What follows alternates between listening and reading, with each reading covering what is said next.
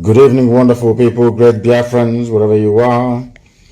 This very evening, morning, noon, or night, depending on where you're domiciled, depending on where you're listening to us from, we welcome you to another extraordinary broadcast here live on this glorious platform, Radio Biafra, going out to the entirety of humanity. Therefore, I say good morning, good afternoon, good evening, and good night to some of you. We are the only indigenous broadcaster out of Africa being listened to right across the surface of this very planet Earth.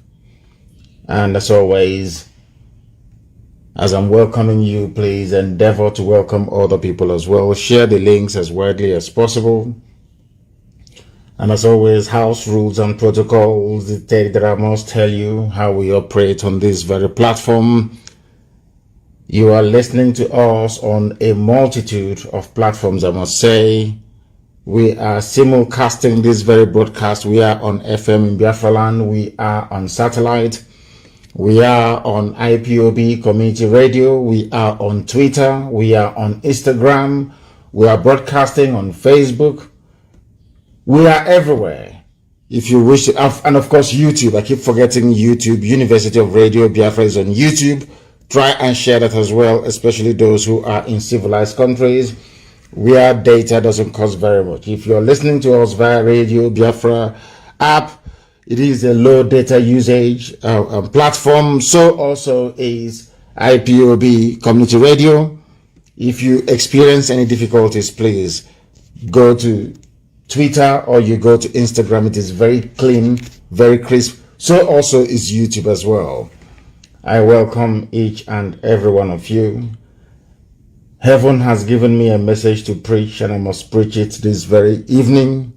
Biafra land time now. The time now is 4 minutes past 7 p.m. in the evening, which confirms that we are live and direct. If you look at your clock right now, or your wristwatch, or your timepiece, the time is precisely 4 minutes past the top of the hour.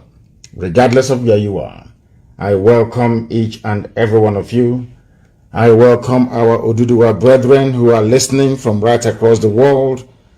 And for the very first time, I also welcome Middle Belt as well, because they have listened and they have raised their banner as well.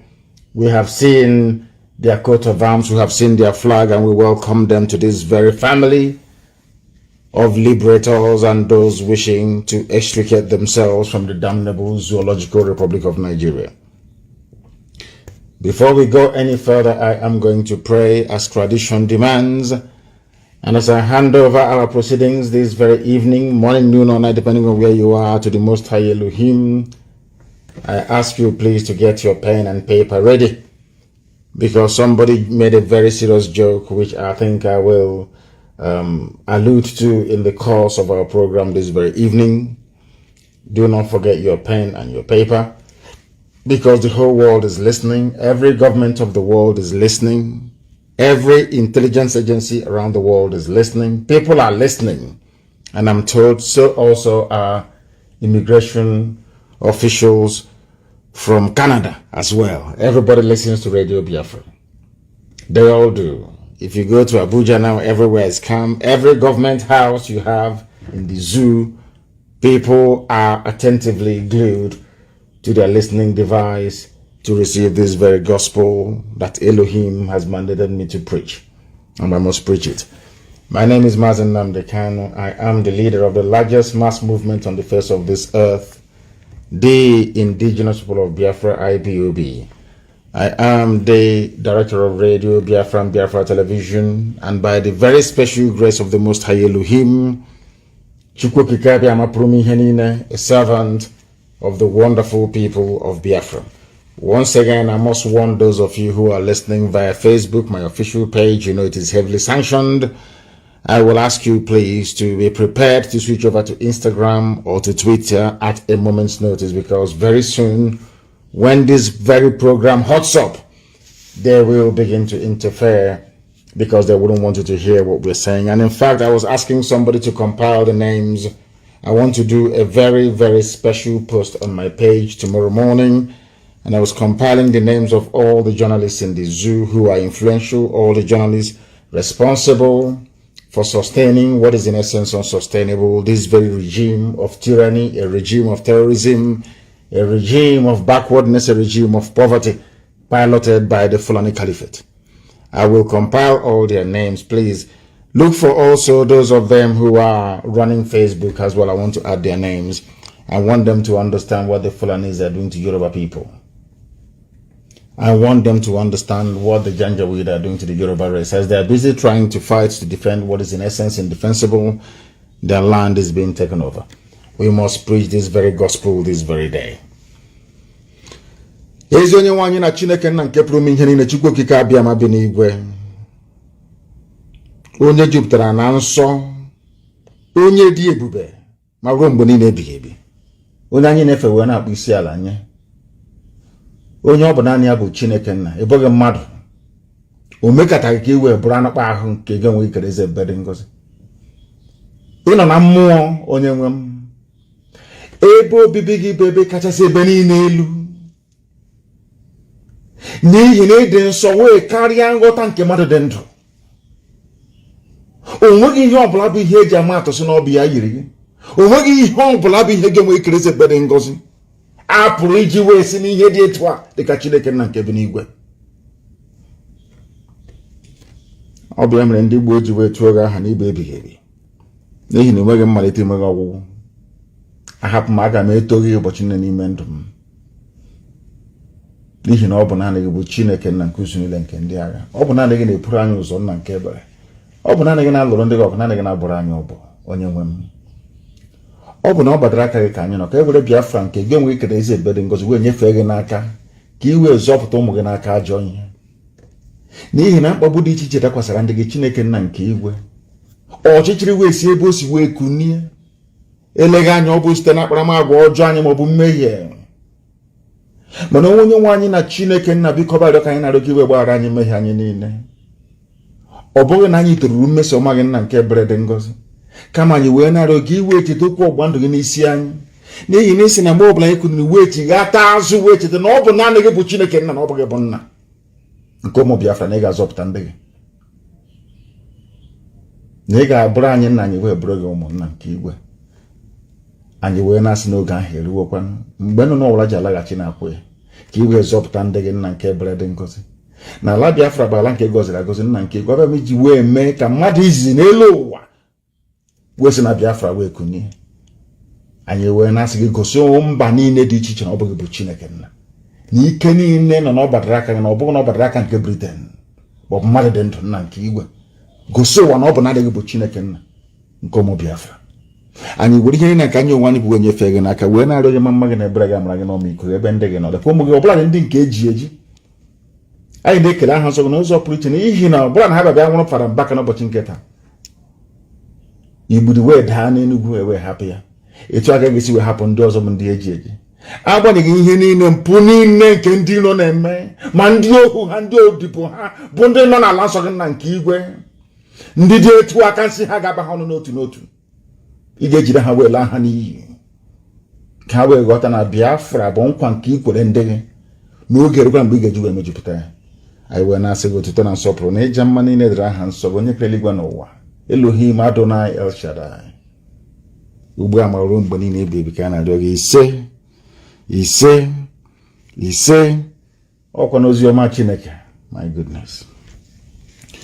You will allow me to preach this very gospel this evening. For those of you who are old timers on this very platform, this Radio Biafra, I want to reconfirm to you, I wouldn't call it a prophecy, I wouldn't call it a prediction, I will call it words spoken under divine inspiration. That is why the accuracy of our prophecies is unmatchable. Those of you may remember in 2014, when they were campaigning, jostling, and politicking in the Zoological Republic of Nigeria that man created for the habitation of animals, called Nigerians. I made it very clear to you then, If those of you who are listening tonight, or some of you can remember, I said to all of you that Buhari is the one that holds the key to Biafra. I don't know how many of you can remember this, but I preached it on this hallowed platform, on this radio Biafra, this God-ordained radio station for the restoration of the children of light, that they may enjoy the sovereignty that God Almighty promised them. I preached it here on this very platform. I told you, do not despair, do not panic, that the Pharaoh is coming, and it is Buhari. I told you so on this very platform. I'm sure that some of you can remember that I said that Buhari is the surest way for us to get Biafra. Is it not happening now? Everything I tell you is gospel.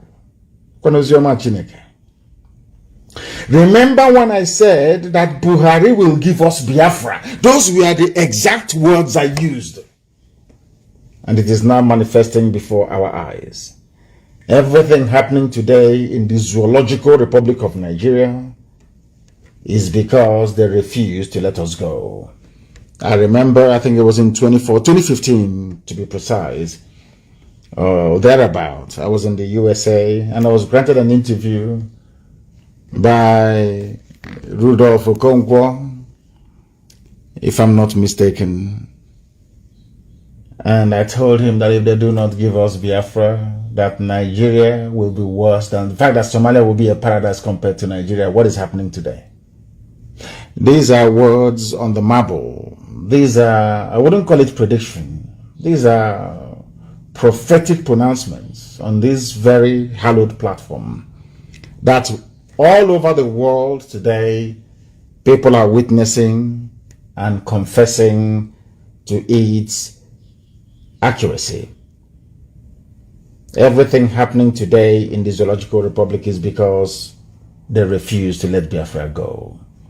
And I also want to tell them this evening, or depending on where they are, that the more you continue to delay the coming of Biafra, the more calamity you're going to face. And I want to point it out. I want to speak very calmly this evening so they can understand what I'm saying. Remember when I asked you to allow Biafra to go and you refused? I'm now speaking to the Sultan of Sokoto and the entire Janjaweed Caliphate. These very horrible people that have brought death, destruction and mayhem upon the lives of very quiet, peace-loving people, not just of the Middle Belt, but across the entire South. I want you to listen to me very carefully this evening. Because of your delay in allowing Biafra to go, now you will lose Oduduwa as well. I want you to understand that the more you hold on to this very rigid, idiotic, should I say, unwavering position that Nigeria should remain the way it is, the more you're balkanizing it, not just in the spirit, but also in the physical realm. Why am I saying this? Now, Oduduwa agitation has hit a crescendo. And for the very first time, they have now also identified some of their leaders as being their problem. They are no longer blaming anybody else. And when people begin to blame their leaders, as we have been doing, I think they have cut off the whole thing. I believe that, I don't know if Facebook has cut off the video on my page. I have no idea, but we shall see. Let us continue. If they kick you out, please find alternative platform to listen. People should go to my page and share all the links that people are using to listen to us, so that those who are on my page, who are suffering as always, will be able to listen via other means. After this very program, Ikechi will work very, very hard to ensure that the SoundCloud is uploaded as quickly as possible. I must preach. I asked you to let Biafra go. You said no. Now Oduduwa is with us. We then pleaded and said, allow Oduduwa and Biafra to go. You said no. Now Middle Belt has joined. If you say no to Middle Belt, Oduduwa and Biafra becoming free very soon, the Habe Republic of Hausa land will rise up again with their own banner. Fulani, you have nowhere to go to. What you're then now going to do is to unleash your dogs of war. That is what you're going to do. You will think that by tricking the Hausa people to believe in you, to come and join you to fight other people, as you have done in the past, you will think that will be a viable option to take. But I'm telling you to spell your doom. I warned you before. You people should have let Biafra go on time, and to all of you shouting, insecurity everywhere. We are dying. Look at our country. Come and speak. I warned you in 2014 and 2015. If you do not let Biafra go, everybody is going to suffer. And today, everybody is suffering. But I'm sure, Fulani, they have this very primitive, almost a very satanic stubbornness that they have. They will say no. I want Fulani to understand something I said to Britain. You see, United Kingdom, those that created Nigeria, which I believe, Britain, they also go in the realm of the spirit to do their own incantation. They may be top scientists, they may be an advanced country, they may be a civilized country, they may be enjoying the grace of God because Britain is blessed, believe it or not, highly blessed people. But I'm sure they see things. And I told Britain, the same pride that Britain had in the past in relation to Biafra is the same. Fulani has a very crude and primitive format of it. I want people to pay attention to what I'm saying tonight, very, very critically, please. I said the pride, that pride, we are white people, we created you, who are you to tell us what to do? And here again, live on air, I said to Britain, God Almighty in heaven will divide you into pieces. And when you are being cut up into pieces, your soothsayers will be telling you it is because of Biafra, but your pride will tell you it is not. How can God love those niggers from Africa? Those monkeys is not possible. But I'm telling you again tonight, maybe now that your policies have changed slightly towards Biafra, you may have a reprieve. But I'm telling you this, if you maintain or insist that Nigeria should be won, this is for Britain. I'm sure that I don't know why I feel like recollecting what I've been saying in the past tonight. If you insist that Nigeria should be won, God will destroy Britain. And as Elohim is destroying Britain, your pride will not let you accept it's because of these black people called Biafra. The same thing I'm saying to Fulani tonight. We are the children of God Almighty in heaven. We are the children of Elohim. You see, that is why we answer the names that we do. That is why we answer Wachubu. If you understand what I'm saying. That is why we answer Chibuzo, Chibueze. You must understand the reason why we answer these names. It is because we are the children of God. That is why we answer Wachubu. No matter how badly we upset and offend God, ultimately we are his children. Is going to forgive us and rescue us from whatever mess we may find ourselves in, as it is now with the zoo called Nigeria. Fulani, you will end up with nothing. The best thing for you to do is to stop all this all this show that you're doing.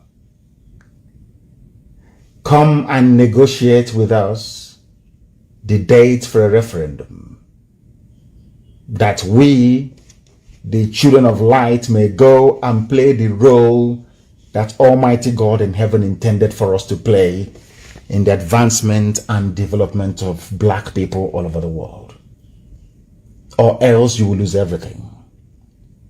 When I told all of you Nigerians that delaying the exit of Biafra from the zoo will bring unmitigated disaster upon you, you did not believe me. I told you Somalia will be better than you. Allow us to go. You thought I was the one who is going to fight? No, not at all. The host of heaven is now fighting on our behalf. And I'm warning you, even Britain can see the handwriting on the wall. You Janjaweed Caliphate, I am advising you, as fellow Africans, if I can call you that, The sooner you let Biafra go, the better, or else you will lose everything. And you see Sokoto State, that is the seat of your power.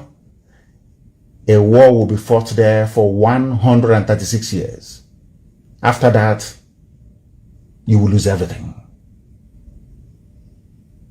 I'm advising you, don't allow the demons that you worship to deceive you. Biafra has come to stay. There is nothing any mortal can do about it. It is the word of God. There is nothing man can do about it. I am warning you.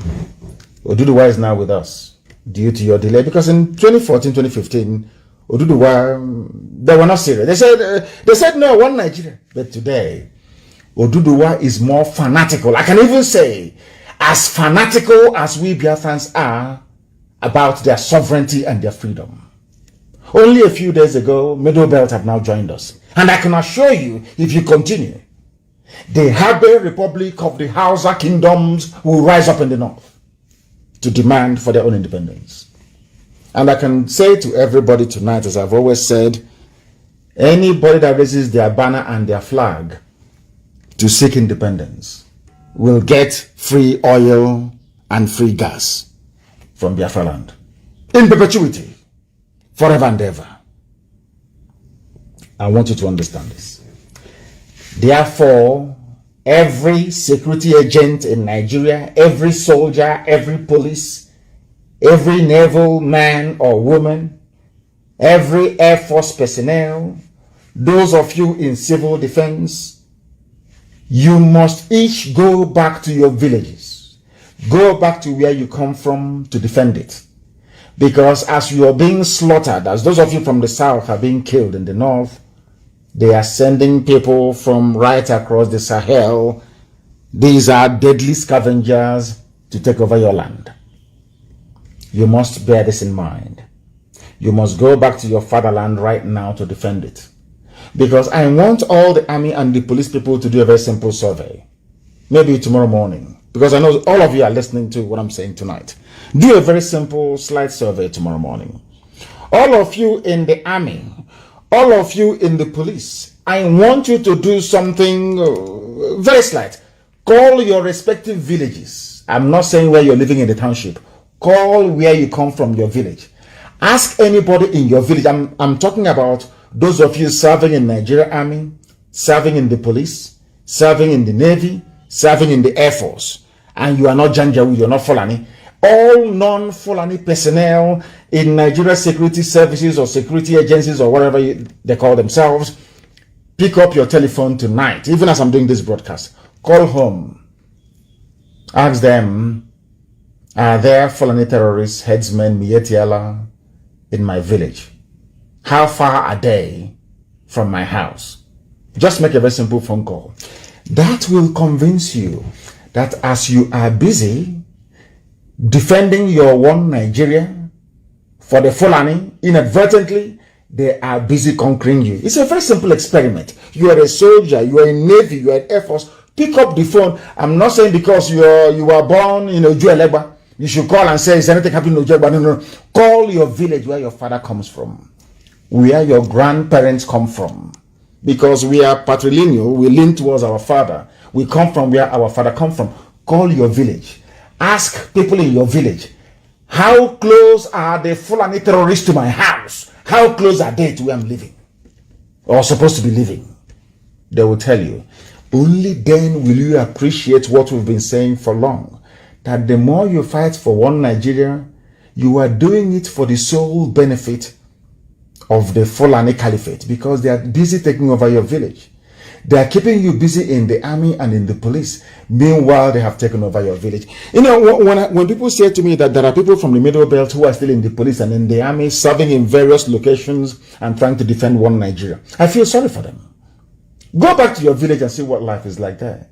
They're in refugee camps. That tells you all you need to know about the zoo and why you must heed my call this evening. You're not going to die of hunger. Abandon the army, abandon the police. Go back to where you come from and defend your land, because the Fulanis have come in to take it over from you.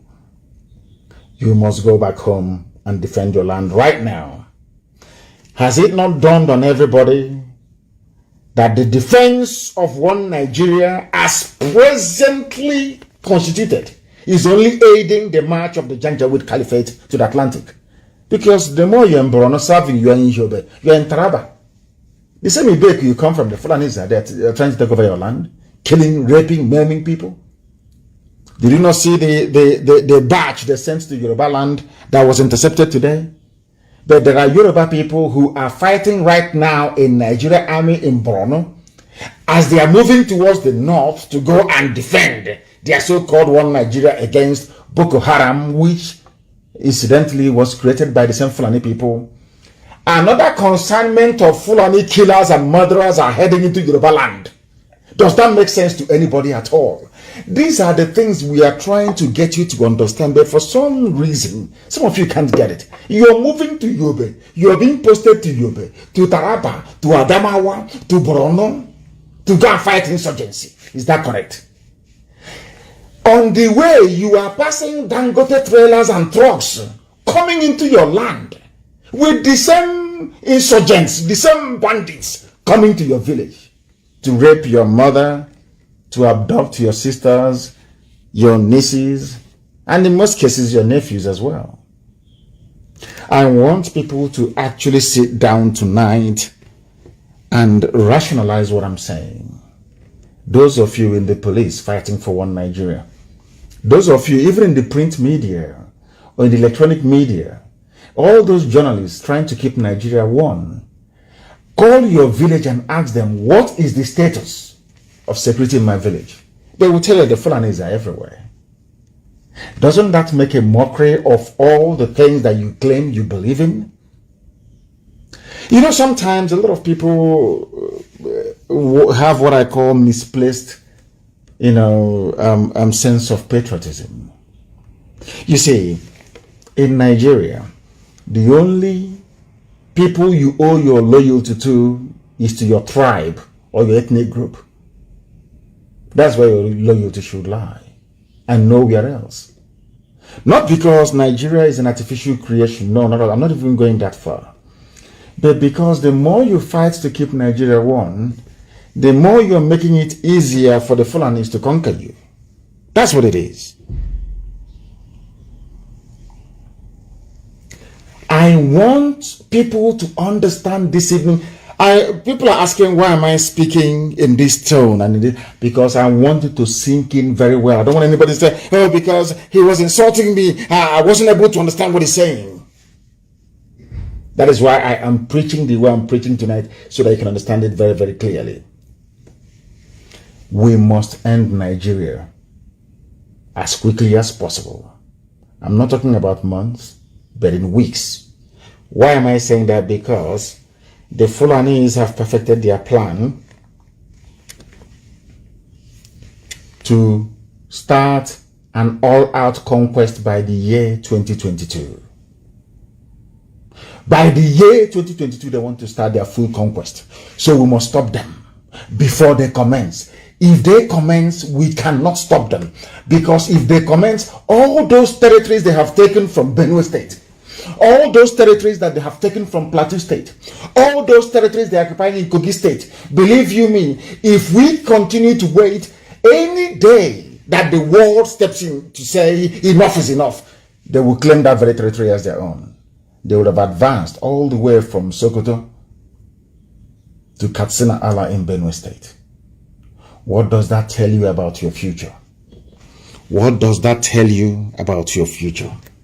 You must listen very carefully without prejudice tonight, please, as we preach this very gospel. All of us, Biafra, Oduduwa, Middle Belt, and Hausa, these are the indigenous populations that we have. These are the true owners of Nigeria. Fulani people, they are less than 10% of the population. They are not indigenous to Nigeria, not at all. And in Africa, you must come from somewhere. You must come from somewhere. They have promised them that Nigeria is theirs for the taking. For them to succeed, we have to be as foolish as the Hausa people were. For them to succeed, we have to be as politically naive as the Middle Belt people were.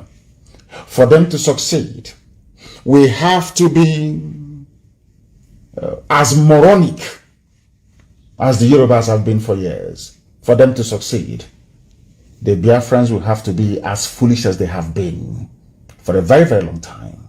Or should I say, those that call themselves the political class or intelligentsia, but very, very daft and foolish, if you ask me. If we remain this stupid and foolish, the Fulanis will take us over. They will take our land from us before our eyes, and there is nothing anybody can do about it. Do you know that in Olu today they were shooting? Where today they were firing everywhere, trying to scare people away. The same thing they cannot do when they confront Mietiala terrorists with their cattle and the AK-47 in the forest, killing, pillaging, and raping people. They have never confronted them. But they are on the streets of Owerri and Olu, firing and shooting indiscriminately. Anytime I tell you something, please take it very seriously. And as heaven told me many, many years ago, the late dead Buhari did all he could and left the rest to Abba Kyari, to Isafuntu, and all the rest of them. They have done their best. The Fulani Caliphate have done their best to destroy Nigeria. But it seems that they are not alone in all of this. We must help them to destroy Nigeria and bring it to an end as quickly as possible. Somebody called it a pantomimized country of Fulani terrorists. It is only going to get worse. A country where a minister professes to be a terror sympathizer and 200 million people could not remove a single minister. How do you think you can remove a president? Or so be it, somebody that they are ruling in his name. Pure common sense. You cannot. The Fulani stranglehold is everywhere. Look at all the kidnappings and killings in Benue, across the Middle Belt, all the way from southern Kaduna. Even those in Borno, even those, they call it the Northeast. Look at their plight and look at their lives. Who are the ones doing the killings? I asked you to ask yourself this question last week. They are Fulani. Who gave them the guns with which to carry out all these murder, sackings, mayhem all over the place? This is where Nigerians do not reason, where they do not think. They don't think and they do not reason. I want to ask them, look at all the kidnappings, the killings, the land grabbing, the forcible conversion of Christians to Muslims happening in Niger State and elsewhere. Look at all the things that have been happening. Who gave guns to these people? They claim they are jihadists from Mali, from Senegambia, from across the Sahel. They came into Nigeria either with guns or without. If they came with guns, how come they were not stopped? If they came in without guns, these people are from Mali, mind you, and all the rest of them, how come they managed to acquire guns? These are the things you must ask yourself, and the sooner you find answers to these questions, the sooner you realize how foolish it is trying to defend what is in essence indefensible, which is one Nigeria. Who helped them to come into Nigeria? The same Fulani people today telling about one Nigeria. Let's keep the country one. There is insecurity everywhere. Insecurity. Who brought in these murderers into Nigeria? Nobody is asking the Fulani Caliphate this question, because they organized it. El Rufai, all the Fulani governors, because they believe the nonsense that Nigeria belongs to the Fulani race. It is theirs for the taking. And they actually believe it because of idiots like Wike and that great harlot, that bleaching palm wine drinking harlot in Asorok. Look at what is happening all around you and ask yourself, who gave Mietiala AK-47 with which to intimidate, to kill, to pillage, and to rape? Who gave the Fulani terrorists all these weapons they are wielding everywhere? How can a Fulani nomadic cattle herder know where to find a dealer that sells bullets? You know, have you ever asked, when you see that lonely Fulani boy with AK-47, how do you think he replenishes his stock of bullets? Who gives it to him? So you think he will leave his cattle? Let's say they are somewhere around, what's it called, at Amansia, you know, with his AK-47. Maybe he has gone, he has raped, he has kidnapped, he has killed a few people. Ask yourself this question: how do they get a resupply of bullets? Who gives it to him? A Fulani cattle header. Have you asked yourself that question before? Any day you do, you will understand the hopelessness of one Nigeria. Do you think that this invasion and conquest of Middle Belt would have been so easy had Middle Belt seen what Ojukwu saw in 1966 and 67?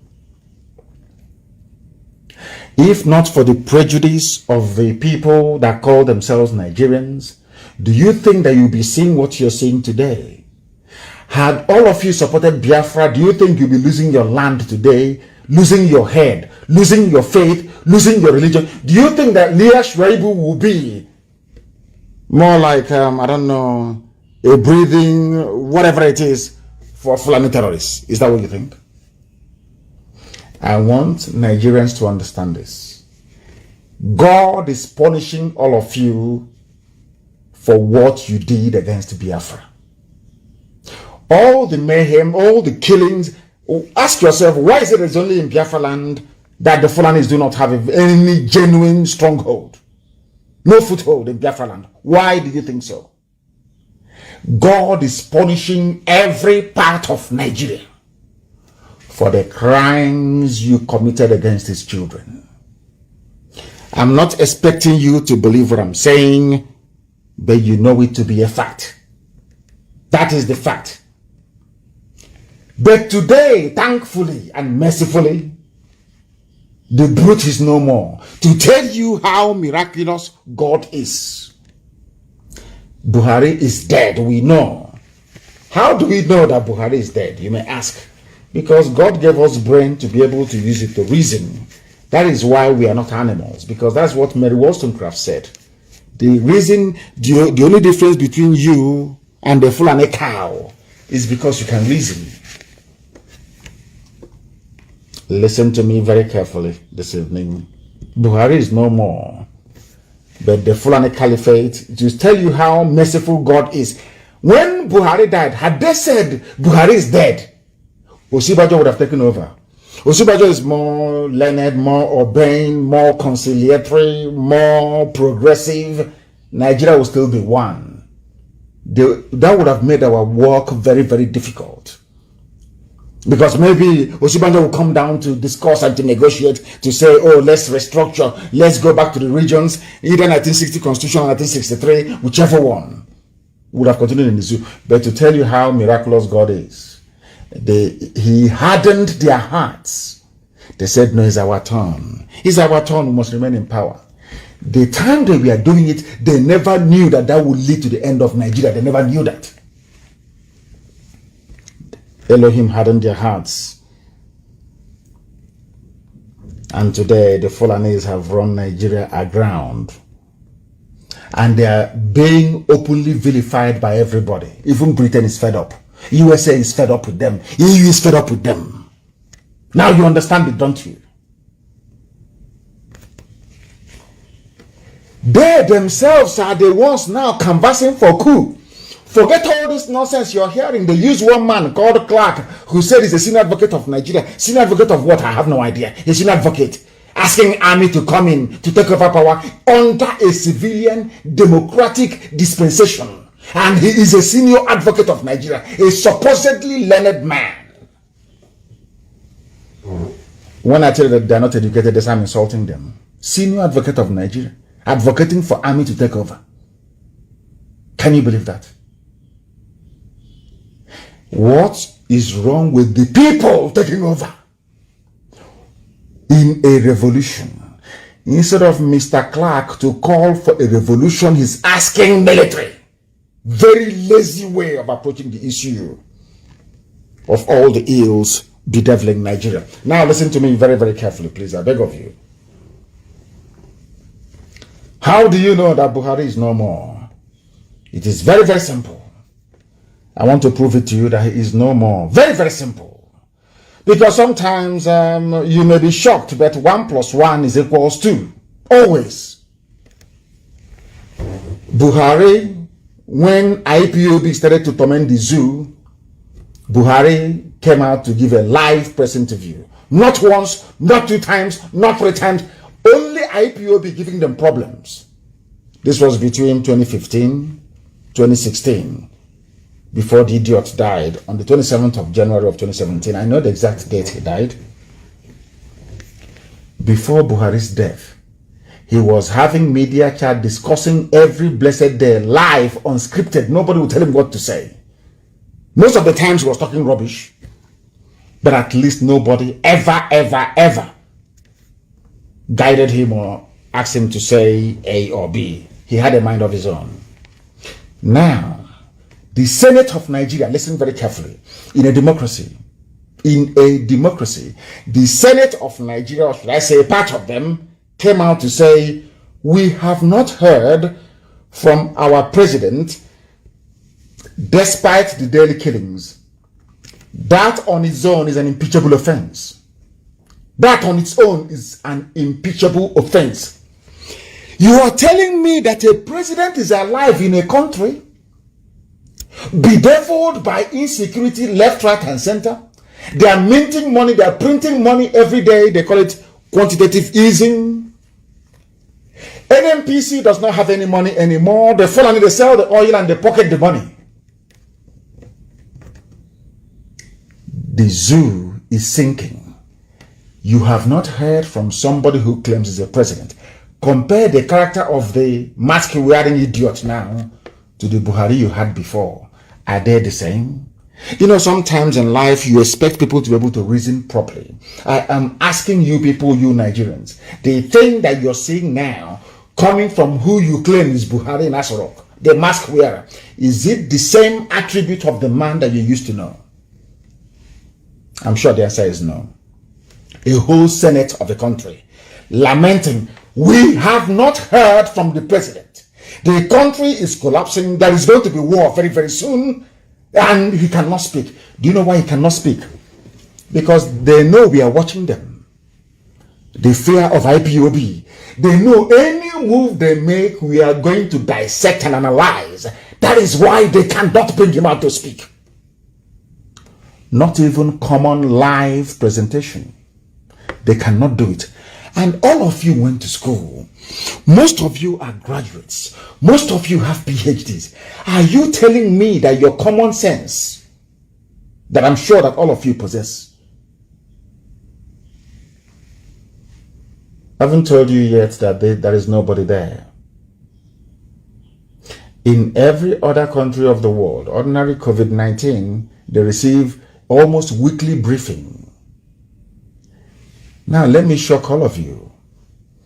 Do you know that before, even during Buhari, during Jonathan, during Yaradua, during Obasanjo, and even before that, have you asked yourself this question? How can Nigeria go through a whole calendar year without no official visit from any head of state from outside? Official state visit with state banquet. Because all over Africa, all over Europe, although there is COVID-19 lockdown, heads of states are visiting each other. Have you asked yourself that question? Have you ever asked yourself that question? Now the Senate, Nigeria's own Senate, is now saying, let me read it for you so you understand. A Senate where you have democracy. Any other place in the world, the Senate will go into a session, they will vote and say, we demand to see the president address the nation. That's how it is done. That is why it's a democracy, the rule of the people. And the Senate and the House of Reps, they are the people which the presidency is answerable to. If they are serious, all they need to do is to lay down a motion on the floor of both houses to say, we have overwhelming, uncontainable insecurity in the country, and we demand that the president address the media in a media chat to be bye-bye for everybody. But they know that the man there is not Buhari. They cannot bring him out unless they set the stage, unless they choreograph everything, unless they plan it perfectly well. And I'm asking you people, as those that claim they are learned, what does that tell you about Asorok? Let me read the news for you. The Minority Caucus of the National Assembly on Tuesday lamented that President Muhammadu Buhari has remained silent despite insecurity in the nation. Now, your primary duty as a head of state, I am not a head of state, but my primary duty is to make sure that the IPOB family all over the world, that they are fine, in good condition. When there is a breach of security, I make sure, even in the middle of the night, I wake up and I make sure I address it. If I come on air, I speak about it live. A country of 200 million people. If this man couldn't speak under COVID, he could not speak under raging insecurity, almost civil war status, when is he going to talk? It's a simple question I'm asking Nigerians. That tells you that there is no Buhari, he's dead. The clown they put there, all they can do is to script something, use deep fake, artificial intelligence to mimic the voice of Buhari through a microphone. You think it is the idiot who is speaking. There is no Buhari. That is why, despite this raging, even to address people live, I said live on TV, he cannot do it. Once in a while, they package him, they bring him out, they say, oh, he has spoken. Oh, and the Yoruba people who are eyeing 2023 will just simply concur and wait for their turn to come. He's only 2 years away. Why can't we just wait? And we'll start enjoying oil and gas money. The caucus also said that the APC-led administration of President Buhari has continued to breach the constitution. We have not, according to Abaribe, we have not heard from our president, despite the daily killings that are going on, and have turned Nigeria into a killing field of unimaginable proportion. Nigeria is at war on all fronts, basically, fighting Fulani domination and impunity. People are dying every blessed day. The person you claim is the president cannot speak. What is his job then? I'm asking you. Do you see how we know that Buhari is dead? That even the Senate is begging for him to speak in a democracy. I'm advising them today because some of them, they claim they're educated, but they are not. I'm advising you on what to do. Constitutionally, you have the powers. Go and pass a motion on the floor of both houses. Send it up to Asorok and say, we demand to see you to address the nation live and answer questions from journalists regarding what is happening in the country. Not just address. You must be interrogated. We want to ask you, then you will see that the idiot will fall apart. Because we have planted a press man there. I'm not going to tell you his name or his network.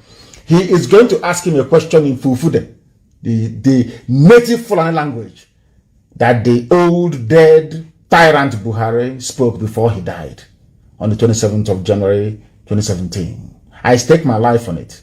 I have said to them, if you can bring out this man and prove he's Buhari, I will drop Biafra agitation and apologize. But I know that the idiot is dead. They are shielding. The only reason why they cannot speak is because, you know, they thought I will remain with... They don't know how we discovered that Jubril had fled. They were shocked. They thought I'll be saying Jubril all the time, so that Western intelligence will say, oh, he doesn't have his facts right. I know when they switched from Jubril to Yusuf Abubakar Mohammed from Niger Republic. That is the new Buhari you have. That is why you cannot see him. That is why he cannot do tours. That is why you cannot see him come out to receive heads of state. That is why everything is secrecy. You can be killing, people can be dying. You'll never hear a word from him. They are shielding Yusuf Abubakar Muhammad from talking, because the day he grants any live, unedited, unscripted interview, the political class in Nigeria will commit mass suicide, because I'm sure that's what they will do. Rather than come around and say, oh, Ipob, Nnamdi Kanu has been right all this while, they would rather die. That's black people for you. They will commit mass suicide. That thing in Aso Rock, as I told you in 2017, is not Buhari. If you say he is Buhari, I want him to have a live media chat, the type the old Buhari had on the 31st of December of 2015. It's a challenge. If you claim Buhari, that idiot there is Buhari, let him come out and address the security situation in the zoo called Nigeria. In a live media chat, he will never ever do it.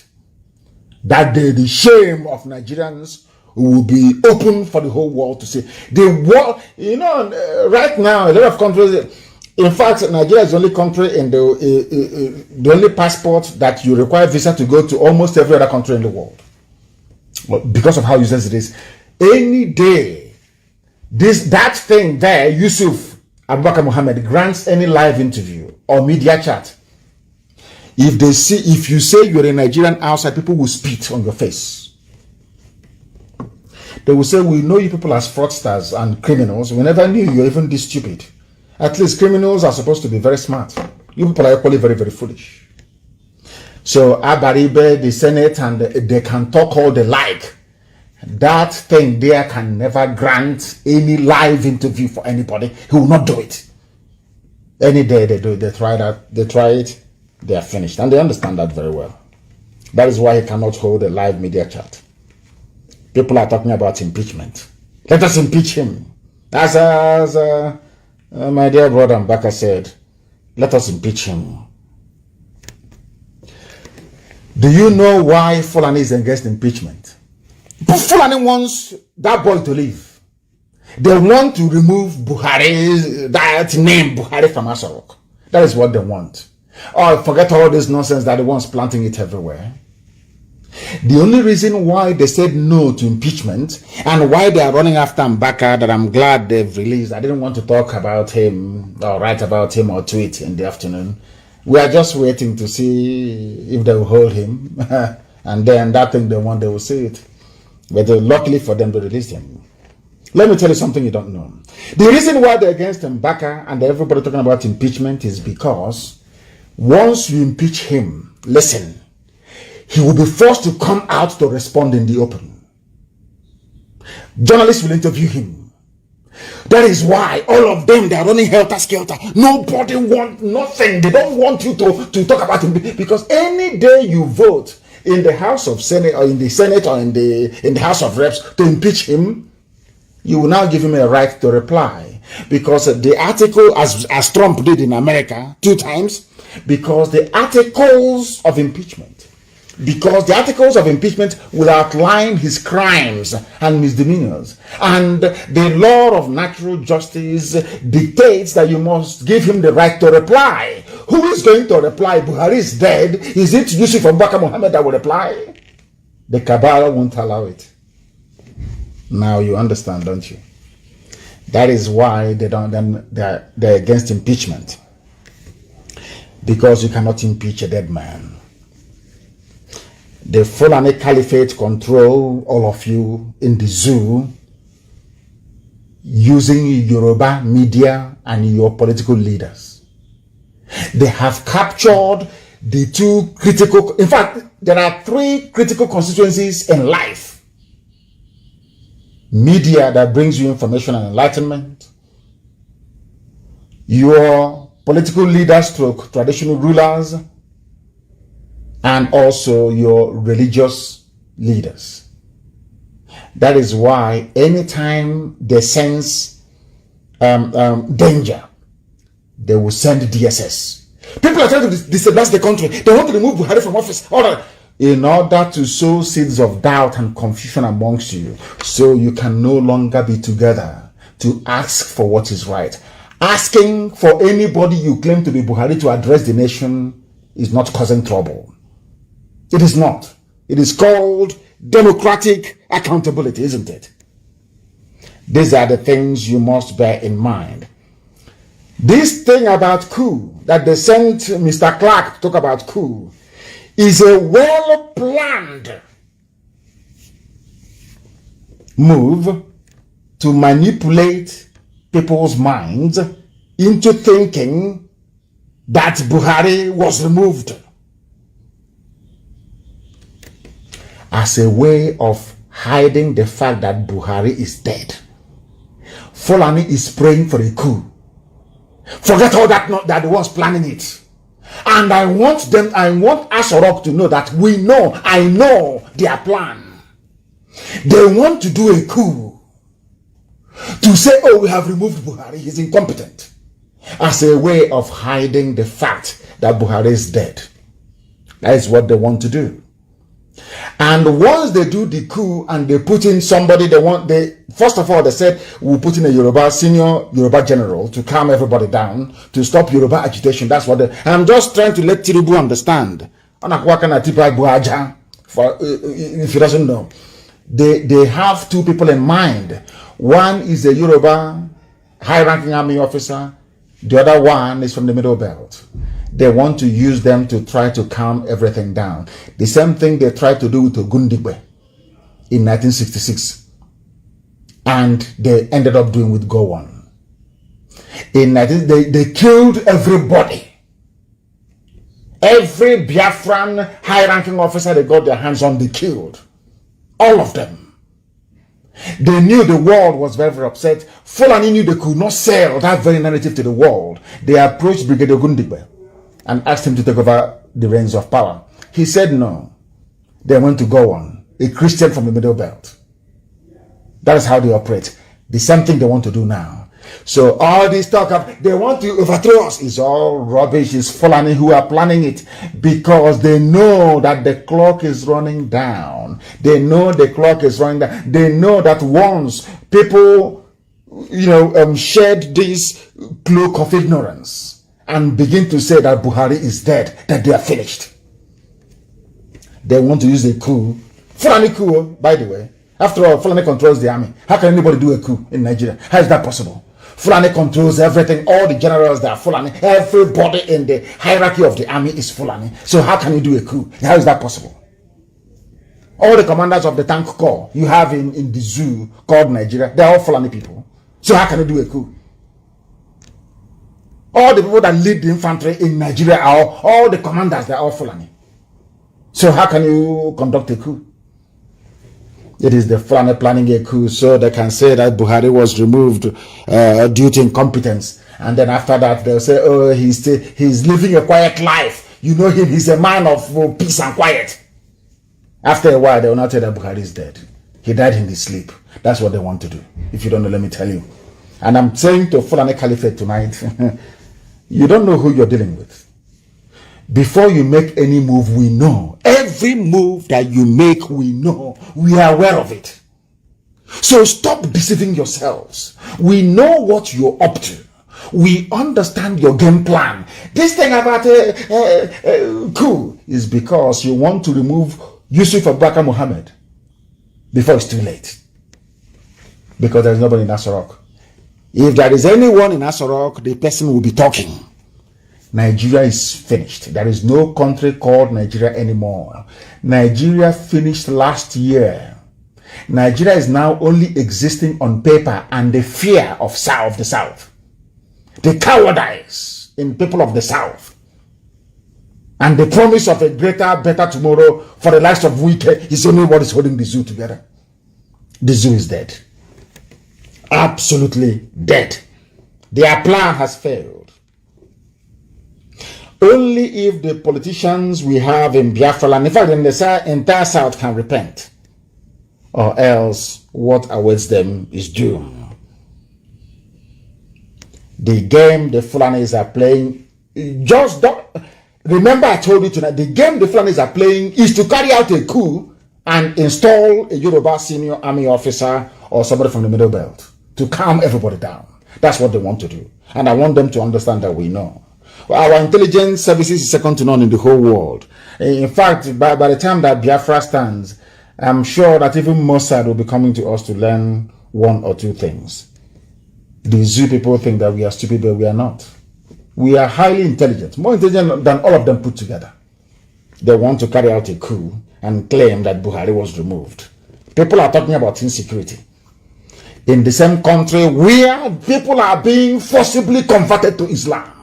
In Niger State. In broad daylight. People abducted, people killed. Army today firing in Olu. Army today firing in Owerri. Shooting sporadically everywhere. There is war. A slow burning war in the zoo. But you don't know. I don't know why the Middle Belt people will not rise up to defend their land. Because it's now very clear that you can lament and cry from now till the kingdom come. The world won't listen to you. Defend yourselves. That is what you need to do. That is what you must do. To tell you that this is their plan, all of them, it is their plan together, all of them. To tell that they planned all of these things. Now listen to what a minister is saying. You know, sometimes when you hear these things, you don't quite believe it at first. You think, oh, maybe somebody's pulling your legs, until you go and verify it for yourself. Kidnapping and banditry are not federal offenses in Nigeria, according to Buhari's government. Also, you know, Buhari by name. When I say Buhari, it doesn't mean Buhari is alive. It's the name they're using to rule. Are you listening to me? Kidnapping and banditry are not federal offenses in Nigeria. Then I asked them, what are federal offenses in Nigeria then? I don't know how, do you see how foolish these people are? You see, sometimes I don't know if this is punishment or what from God that I should be discussing monkeys like this. This man is a baboon.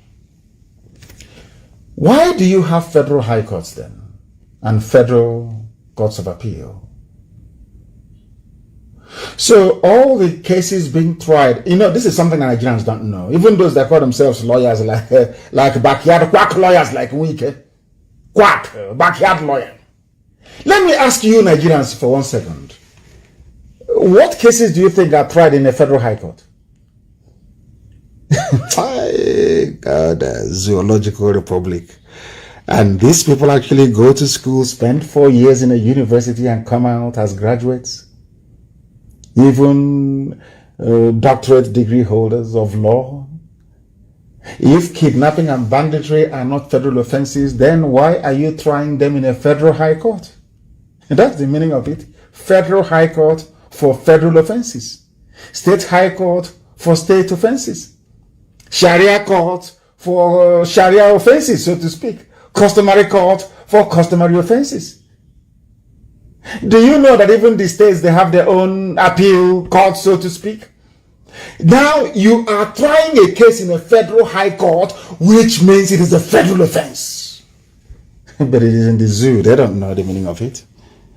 They have no idea what it means. Nigeria is worse than a jungle. If a kidnapper and a bandit killing, slaughtering, raping people is not a federal offense. Oh, sorry, federal offense is asking for referendum.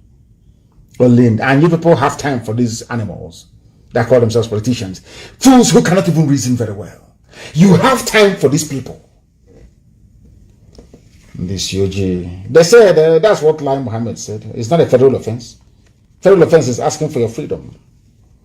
And all Nigerians can do is outrage. Outrage, as Lai Mohammed says, prosecuting bandits, not Buhari's government's job. What is your job then? You took a constitution, you swore to protect lives and property. That was what you swore to do. Now tell me, for goodness sake, tell me please, what is your job? Even the government that you claim that you have do not know their job anymore. They don't know what they're supposed to do. And they are in power. And you allow them to be in power.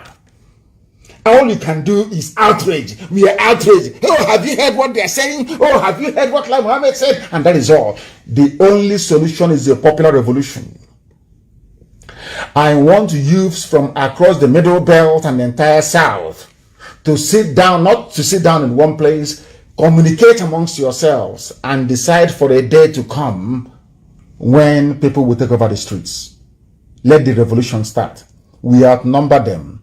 They have AK-47. We have AK-47. They know it will be suicide for them to shoot at any crowd. They know it is suicide, not just for them, but for politicians nearby. The time for the revolution has come. Every day you lament, you tweet, you lament, you go to Facebook, you lament. Nothing is happening. They will never listen. That is who they are. That is how they are wired. They are never, ever going to listen. The only way they can listen is through mass action. A revolution is what is needed. A revolution. Quit complaining, quit whining, and come out for this very revolution that must happen. It must happen. The same Fulani that brought in the bandits that are killing you are telling you that banditry is not a criminal offense. According to them, it's not their job to prosecute them. And by the way, if you're killed by kidnappers, you will go to heaven. According to Islamic cleric, we have 72 virgins will be waiting for you. I don't know what is waiting for the women. I know that for the men, 72 virgins are waiting for you. For the women, I don't know if it's 72 men who are there that are waiting for you as well. I have no idea. According to a cleric in a country you call civilized. How can, some of you don't even have shame. How can you come from a country like this? If you're killed by criminals, the same Fulani criminals, they will not be prosecuted. No wonder nobody's arresting them. If it's not a federal offense, so, because, listen, the Nigeria is called Nigeria Police Force, which means it is loyal to the federal government. The army is loyal to the federal government. And they do not see kidnapping and banditry by Fulani people as a criminal offense. No wonder nobody's arresting them now. Is it a criminal offense to them? Do you understand me now? Being killed by kidnappers is a sure way of going to heaven. Only in Nigeria. You wake up the next day, I'm a Nigerian. Shame on all of you that stupidly refer to yourselves as Nigerians. Shame and big shame on all of you. The same people that came into power telling you will solve every problem. Lugard, some of you have no regard for history. Friedrich Lugard told you that these people are spendthrift. All they know how to do is to spend money. Oyibo told you this nearly 100 years ago. White man told you this. This Fulani you're looking at, all they know is to spend money. They are very lazy. Oyibo told you this, but you never listen. You never ever listen. Let me tell you what they're doing in the zoo. The same people, we are coming to root out. Oh, how about war and corruption? Have you been hearing about war and corruption lately? Because nobody is more corrupt than this current APC government. They are the worst of the worst in the history of Nigeria. 316 projects were duplicated, worth 39.5 billion in the budget for 2021. APC. Fulani Janjaweed party. The party of the same Tinubu asking you to vote for him. These are hardened criminals wearing agbada and danchiki on the floor of the National Assembly, looting and stealing. That is why they don't want Nigeria to break. Oh no, our country, let's keep it one. Because they are thieves. Because of what they're getting. All of them, even from Biafra, from Oduduwa, these are thieves. These are certified criminals. When they tell you about one Nigeria, it's so they can keep duplicating the budget. It's here. It's the headline news.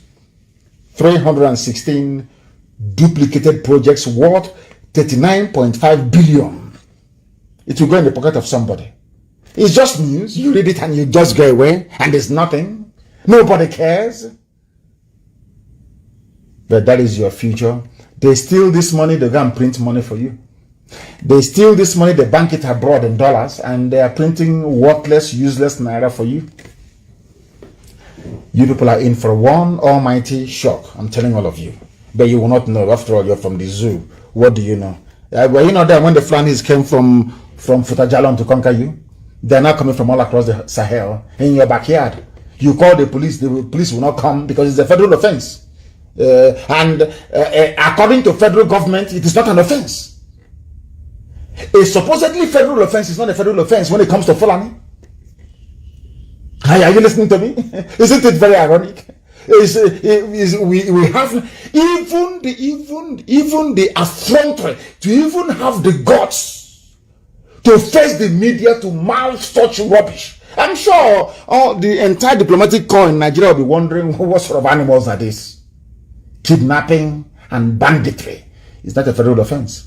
Therefore, federal police cannot arrest them. Army cannot arrest them. But they can arrest people who are agitating. They can arrest Father Mbaka. They can burn people's homes in Imo State. And you call that thing a country?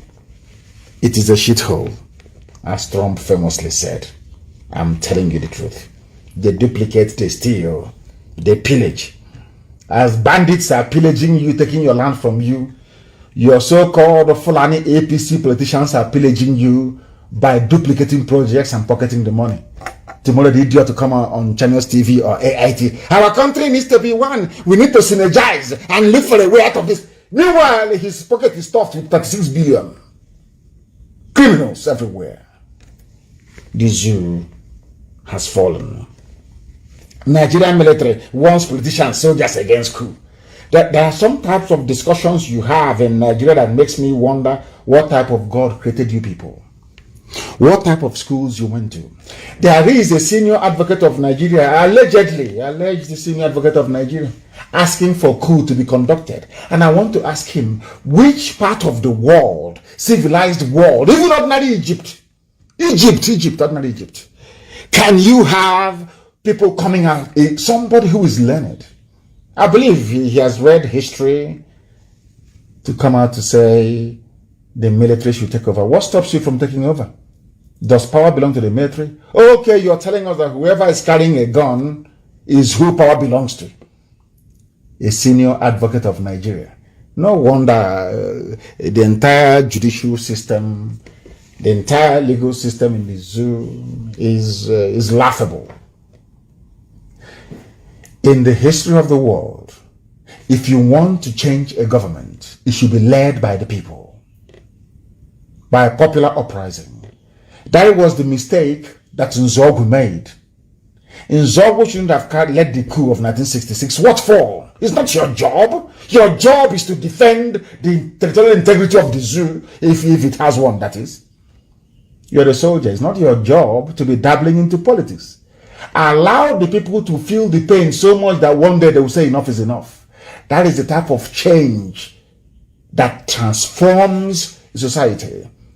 And I expect somebody who is a senior advocate of Nigeria to understand this very simple fact. But it's lost on him. Tomorrow he'll say he's learned. He's an elite. He's educated. But all his education is pure nonsense. If you're asking the army to take over, that means you do not trust the people. Is army the people? Every popular revolution around the world in the history of mankind has been led by ordinary people. Why are you inviting the army? Is it their business? Remember Russia? There was a time that during the dying days of the Communist Party in Russia, they tried to send the troops to go and kill people. I remember very clearly, Boris Yeltsin mounted the tank, one of the tanks that the soldiers that came to Russian White House to bulldoze it was driving. He mounted it and spoke to his people. The army of Russia said, we are not going to fire on our people. In Nigeria, if the army can say tomorrow, we are not going to fire on the people, things will be different, it will change. But because, of course, we are from Africa, slightly primitive, you know, African people, very primitive, very crude. If they promise you money and good life for your family, everybody else can go to hell. What Clark should have been saying is, let the army not fire on protesters when they come out on the streets to demand the change of government, not to ask the army to take over. It is a free lesson that we're giving to them. There has to be uprising, simultaneous uprising everywhere. I have said to Nigerian youths time and time again, we outnumber them. The only reason why NSAS protest collapsed was because of the ethnic sentiment introduced by Yoruba journalists, courtesy of Tinubu. That was what killed it. What is it saying? Oh, that Biafrans cannot come to Lagos to do this, to do that. That was when they killed it. NSAS should have solved all the problem of the zoo. If we rise above it, if we rise above tribal considerations, focus our mind to destroy these people that have come to destroy us, believe you me, we are going to succeed. We must rise up at the same time, the same minute, the same second. Our goals are very, very simple.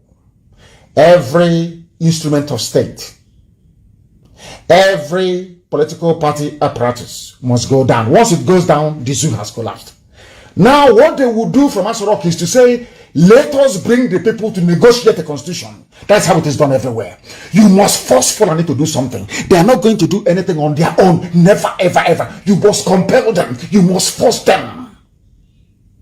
How do you compel them?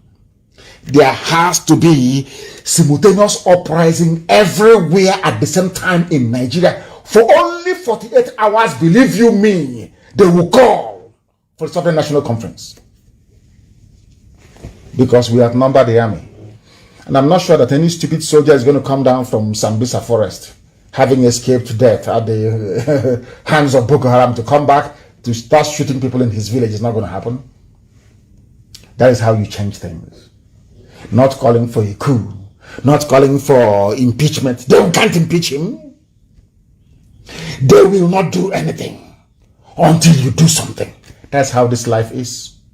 You see, when the revolution happened in England, it was led by Oliver Cromwell. The king of England was saying, oh, God appointed us. We have blue blood. Oliver Cromwell said, I will cut off your head to prove to you that your blood is also red. That was what Oliver Cromwell said to King Charles I. Go and check it. George Washington led the popular revolution in America and said, enough is enough. We want to build a country where all men are born equal. Not this is a viscount, this is a duke, this is an earl, all that rubbish. This is a lord. No, we are all equal. And they built it. Popular resistance, popular revolution. That is what is needed in the Zoological Republic of Nigeria. You must understand that very, very clearly. We must rise up now. We outnumber the police, we outnumber the army. You must understand precisely what I'm saying. We outnumber them. We are more than them. What they have, we have. Right now. They just can't come and start.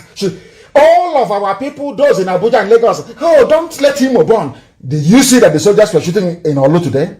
And also, you know what? Are you aware of that? That who opposed Adema, the Sadikin Fulani, is the one that brought the war to Imo State.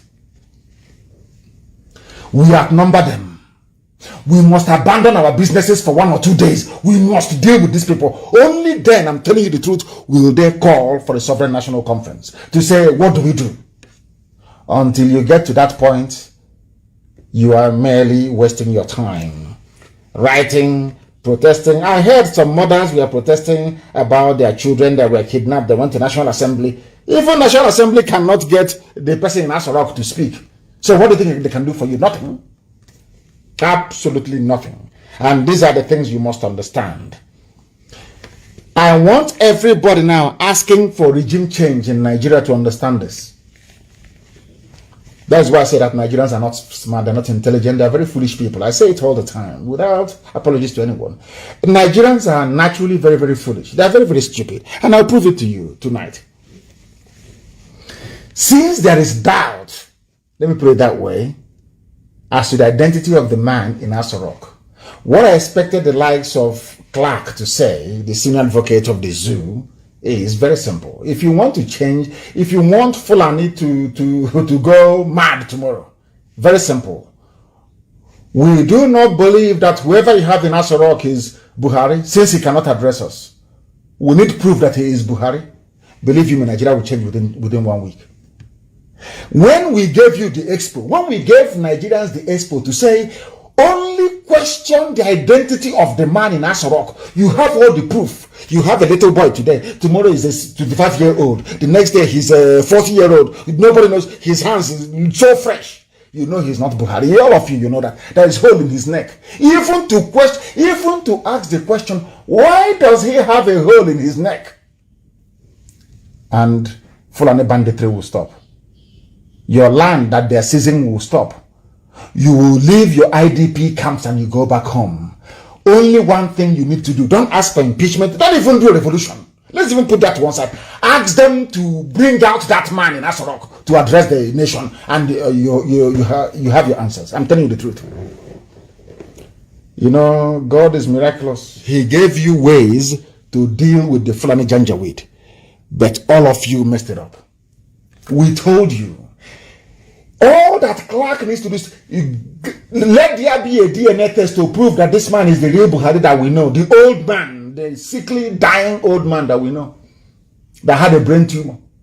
Show us it's him, and Fulani will change overnight. First of all, they'll bring their DSS to grab a few people, which is what they normally do. And the DSS, as you're abducting people, the day we abduct you, I hope you will not so cry. Now you're going about abducting people. One day you'll be abducted as well. And when we do, I know that idiots will start acting from Lagos. Our security men, now that your security men are abducting people, you will not see it. But the day they themselves are abducted, you start complaining, you start crying, you start whining all over the place. Simply ask for Buhari to do a live press briefing, or ask for the DNA of the idiot in Asorok, Muhammad, Yusuf Abubakar Muhammad, and the zoo is gone. You get a regime change overnight. In fact, they'll tell you that he's going to London, he's sick, he's incapacitated now, Shibanga, please take over. That's all. Any day, forget about everything. Question folk zero down on the identity of the man in Asorok, that his house is burning and he's not speaking. Is that a president? Where in the world will you have this level of insecurity bordering on a civil war and no comment from the person you claim is the commander-in-chief and the president, his excellency, Mr. President, all that rubbish? Because he is not Buhari. Mr. Clark, rather than asking for a coup, rather than asking for impeachment, I have made it easy for you people, or should I say easier for you people. Simply ask for the man in Asorok to come out and prove who he is. And it's over. Game, set, and match. As in chess, those of us that play chess, it's checkmate. It's finished. It's over. Bye-bye. Fulani Janja Buddhism is gone. God gave you that window of opportunity. But Yoruba media, with their greed, and the sophisticated moronic brain, saved the Fulani Janjaweed. Simply ask for the man in Asorok to prove who he is. Why can't he speak? Anybody that knew the old Buhari, do you think that this new Buhari is the same person? Of course, the answer is no. Of course, the answer is no. They say we have uncovered plot to remove Buhari through civil unrest. Yes. Go, I want DSS, the army, and the police. Some of you are illiterates anyway. Just simply go online and Google sitting presidents removed by their people. You will see it there. How was Hosni Mubarak removed from office in Egypt? Is it not by popular uprising? In Romania, popular uprising? Everywhere, popular uprising? Because we are the people. Power belongs to the people. If they do not like what you're doing, you go to hell. But in Africa, they will say, oh, because he's Fulani, he is our turn. If you know it is your turn, it is Fulani, that means we are not supposed to be together in the first place. That means we are different. If every little thing, as they did during the NSAS protest, if every little thing you invoke ethnicity and you invoke tribe, that means ab initio, we should not be together. You cannot claim that everybody is a Nigerian. When it comes to solving a Nigerian problem, you now hide under your ethnic group, under your tribe, to seek refuge. You hide under your tribe to seek refuge. It is not going to happen in our time. Ask for the ID of the man in Abuja and the idiot is gone. We have done a lot. IPOB, I commend all of you. all you children of heaven, that the zoo is where it is today is down to the work you've been doing over the years. Sometimes I know we can be very harsh on ourselves, but we have done very well, mind you. We have done very well. Look at what ESN has done in a very short period of time. That even Dave Umahi came out to say that there is no more Mieti Allah in Ebonyi State. You did it. You made it possible. Tenacity, doggedness, and determination. And that's where we are today. We have dissolved the zoo, more or less. And that is why some idiots that have been relegated to the background are doing everything to keep their name in the public domain, even at the risk of sounding like a mad dog. You know, the one animal was making a caricature of himself. Maybe the price of cement has gone up and is making him mad. He cannot finish his hostel. So he came out to talk rubbish to try to keep his name somehow in the public domain. They cannot match our pedigree, our influence, and our reach. They understand that Ipob is the engine driving this very movement towards its natural and inevitable sovereignty. We are the catalyst for every other person rising up to ask for freedom. I will do the word brethren acknowledge that before me. Because of you people, that's why we're doing what we're doing. They said to me. Middle Belt the same. How many days was it I asked Middle Belt to come up and they did?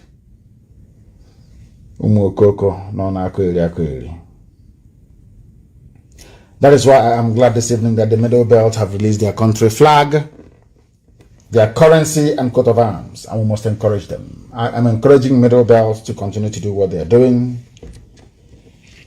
because that is the right way to go. Freedom for everybody, and you will get oil and gas from Biafra land for free. And for those of them saying, oh, we are from south, we are from Niger Delta and all that rubbish. Remember also we have the largest gas field in Ohaji. We have oil in Ebema, we have oil in Mbidi, we have oil in Awamama, we have oil in Aguleri, we have oil in Uguta. Yeah, are you listening to me? Oil everywhere, you know, in Abia is so-called Abia State where I come from. There is oil. There's oil in Ogbaru. If you go to River Niger, you will see oil coming out of the bed of River Niger. You will see it there with your two naked eyes. Because of the janjaweed in the north, I may be talking rubbish. So even the oil we have in Igbo-speaking territory of Biafra alone, we can supply all of you free oil and gas in perpetuity.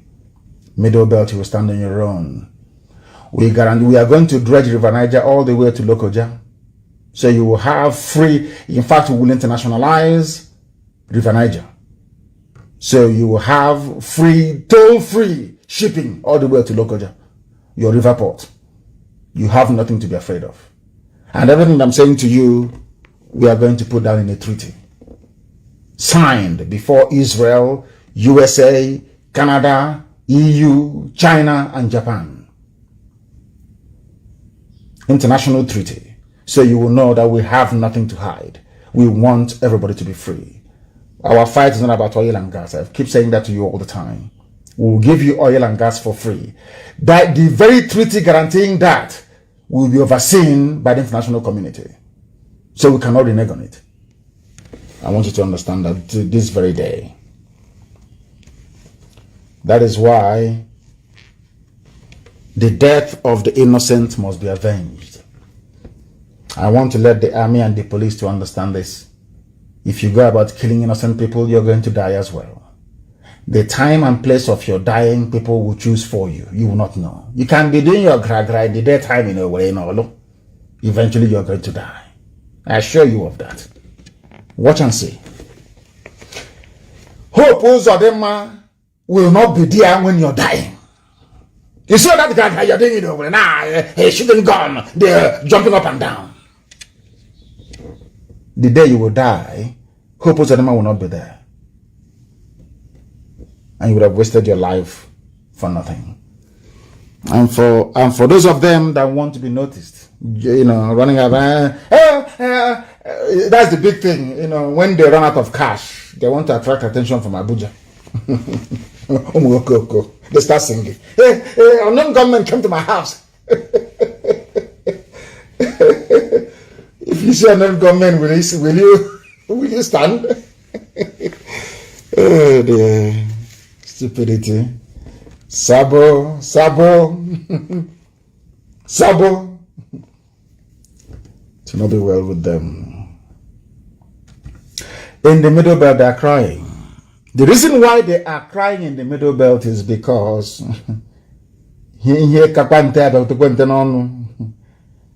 if you have said to Benue people and TV people to be precise, who are crying today that Ojukwu meant well for you, I'm sure today they will say yes. Ojukwu went to Aburi to negotiate restructuring. They rejected it. They lied. They used their media preponderance to propagate lies against an innocent man. They levied war against Biafra. The first shot of the war was fired at Gakem, or Gekem to be absolutely precise, and it was fired by the Nigerian army. Fulani have always wanted to conquer us. You know, Britain thought that the Fulanis were very mild, you know, people, very stupid. They want to squander money. They want to own houses abroad and all the rest of it. They never knew that these are vicious, wild beasts. Now they have realized it. Britain is now saying, you can now say it, isn't it? Today, Benue, TV, those that they convinced, Igbo man is your problem, Biafra is your problem, they're the ones who are crying today. Even the first lady of Benue State is crying. Every day, killings in Benue, every blessed day, because they will take it from you. Unless you rise up now to do something. No fewer than 17 persons, including women and children, have been reportedly killed, slaughtered by headsmen in the home of the wife of the Benue State Governor, Mrs. Eunice Autumn. Very clear, isn't it? The same people that call you North, we are from the North, we North against the South. Now they are the ones who are slaughtering you. What does that tell you about these people and their mindset?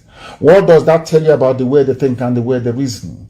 What does that tell you about your new alliances? The alliances you should be forming is with the South. Benue, Middle Belt, you must know this. Your future lies in aligning yourself with Biafra and Oduduwa. Anything else is suicide. Because those people, they will take your land from you, they will kill you, they will impoverish you, they will rape your children, they will abduct you for ransom, and the police will not do anything because all these crimes I've just enumerated, they are all not federal offenses. And you don't have state police to arrest them. Do you see how clever the Fulanis are?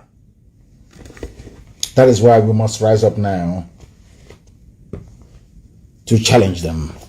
That is why we must defeat them. All it takes is for all of us to rise up at the same time. If we decide tomorrow night that we're all going to come out on the streets tomorrow, across the Middle Belt and the South, this whole game is over.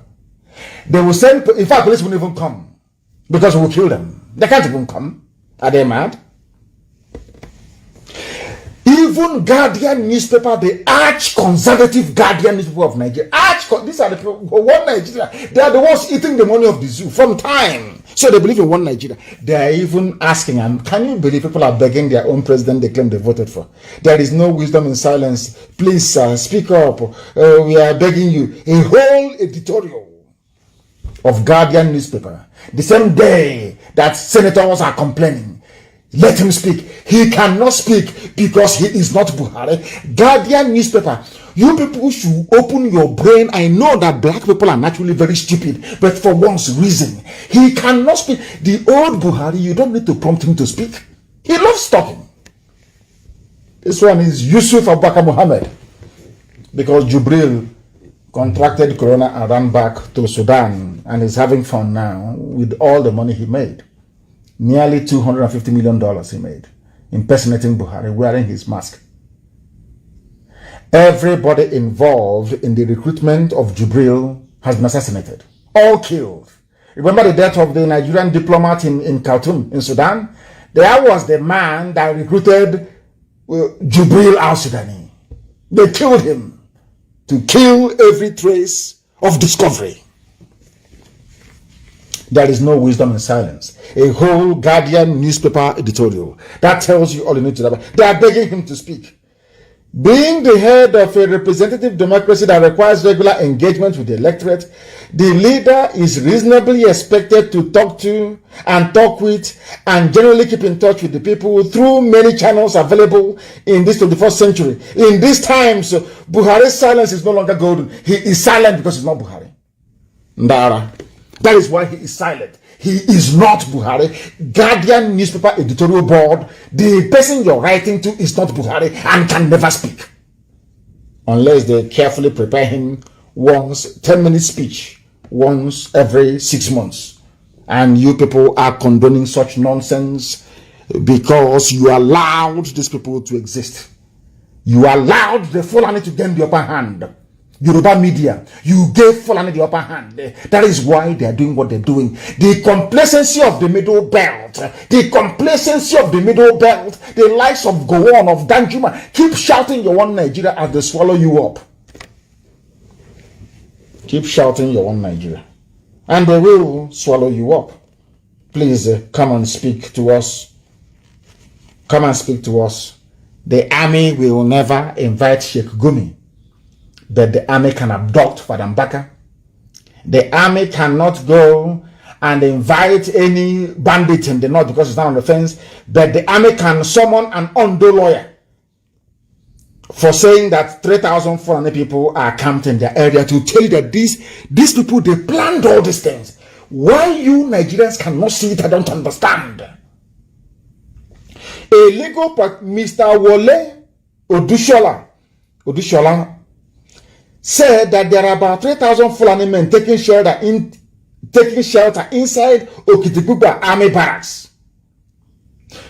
These fighters, they come and they stay in army barracks. He's a lawyer. They stay Fulani. These people, Nigeria, you people, you don't deserve to live. You deserve what the Fulanis are doing to you. Fulani will go and bring killers and murderers, terrorists, and put them in army camp. And the army will provide them support. When I told you that the army provides support for Fulani terrorists, you never believed me, but it is here. From a Yoruba man, no? Not from a Biafran. And you know what the army did? The army invited him for arrest. We are going to arrest you. Who asked you to say such a thing in public? That is your one Nigeria for you. And I keep asking everybody, is this the Nigeria you're praying for? Is this the type of place you want your children to be born and to be raised in? These are evil people. These are people who do not even understand the meaning of governance. These people do not have common sense. Their brain is dysfunctional. All they want to do is to conquer you. Look at Middle. For those of you shouting one Nigeria in the south, go to Middle Belt and see what's happening to them.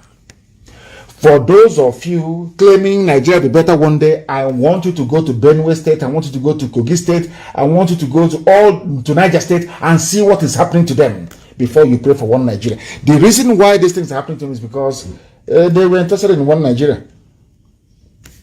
They were. A whole army barracks is now housing terrorists. And any day we chase those terrorists into the army barracks, they say, oh, they are attacking the army, our security forces, our security services. All of you writing your security services, why don't you blame your army when they are harboring terrorists in their barracks? Why don't you blame them? You will not blame them, but you want to blame those who are blowing the whistle on these animals from the Sahel. Look at how the Fulani Caliphate terrorists, they did not just fall from heaven. It was the likes of El Rufai, the same Fulani politicians that groomed them because they want to remove Jonathan from office. There is no show of force in the north, but in the east, people are being killed. A businessman was killed with a friend in his car in Owerri. I have not heard anybody write any condemnation or condemnatory statement against the army in Owerri. No one. But any day there is revenge attack, by unknown gunmen on these people, you start writing your rubbish. Now that this man has been killed with his friend, for not that he's a businessman, in his car, they shot him dead. Tomorrow now, when an army or police officer is shot dead, you start talking rubbish as usual, talking nonsense. But nobody is talking about this innocent man that has been killed. The zoo is the way it is today because of people from the south encouraging evil that the Fulani people have been doing. As if it won't stop there. Because now we have risen up to pick up arms. I'm saying it live so that the whole world can hear me. We have picked up arms to defend our land against Fulani terrorists. We are no longer going to turn the other cheek for you to slap us. No. Before you even finish, if you raise your hand to slap us, we'll slap you 2 times already. Now they want to control firearms coming to the country. And do you know who they appointed to control the firearms? Fulani man. So Fulani will simply take the firearms from you and give it to Mietiala to continue killing you. They said that their president, Yusuf Abubakar Muhammad of aka Muhammadu Buhari, has approved the establishment of a National Center for the Control of Small Arms and Light Weapons. And who is going to head it? Hey, Nigeria, and federal character. I remember when they used to torment Jonathan on federal character. You implement federal character. You're no longer following federal character. Yoruba media was busy pushing Jonathan. I don't know why the Yoruba media are afraid of Hausa. Sorry, I do apologize to Hausa. Afraid of Fulani people anyway. Yoruba editors, why are you afraid of Fulani? You wretched, lily-livered cowards. Why are you afraid of Fulani? Under Jonathan, you are writing junk, all manner of rubbish. Yoruba pastors every day preaching against Jonathan, coming out and having rallies. All of a sudden, you can no longer have rally under your fearful Fulani masters. You're cowering like a wretched coward that you are, all of them. Thank God for the young men and women of Oduduwa land. They have risen up. They're the ones I have respect for. And of course, Paya Adebanjo. The rest I have no regard for them. Look at Yoruba pastors, what they were doing. You build 10 billion people auditorium, collecting money to speak the truth to power. You cannot do it. You cannot do it. And you call yourselves men of God. You are not men of God. You are men of Lucifer. You are men of the devil. The Jesus Christ that you claim you emulating. Being a Christian means being a follower of Christ. I'm speaking now to Yoruba mega pastors because they are thieves. They are criminals. I'm saying it live on air. You know me, I don't give a toss. I speak the truth. Always. Yoruba pastors and their media are evil. Yoruba pastors, I want to teach you the Bible because you don't know the Bible. I want you to refer back to your Bible. I don't have the exact verse, no, whatever, but I want you to go back to your Bible. Yoruba pastors, the mega pastors. Not the man on House on the Rock, oh. Not, is it Adefrati? Is it Adefrati? He's called Adefrashin. I don't know his name. I am exempting the pastor of the House on the Rock. He's a good man. I'm the man of God, I must say. So I must qualify what I'm saying. But you see the other ones with private jets and their white suit. Criminals, businessmen with the Bible. I don't want to curse them because there's no need. I don't want to curse them. You people attack Jonathan about federal character. That not enough Yoruba people are in the service of the government at ministerial level. Then you complained. You heard rallies. Today, there is death everywhere, every blessed day. You cannot rally anymore because you're cowards. You're not serving God. The Christ you claim you're following, this is for Yoruba mega pastors, with the exception of House on the Rock. The Christ you're following or you claim to be following, you don't even understand. Because if you people are genuine men of God, you will do what Christ did. Christ went into the temple in Jerusalem, I must say. the high priests, politicians who are changing money in the house of God. And he called them vampires, snakes. He flogged people who were changing money in the house of God and said, this is the house of my Father. You don't come here to trade and change money. But today, you people are so avaricious. All you care about is money, not even the word of God. Not the word of God. If you care about the word of God, you will speak the truth to this very useless, idiotic, Fulani-run caliphate government. But you are afraid because they have your secrets. You don't want them to release your secrets to the public.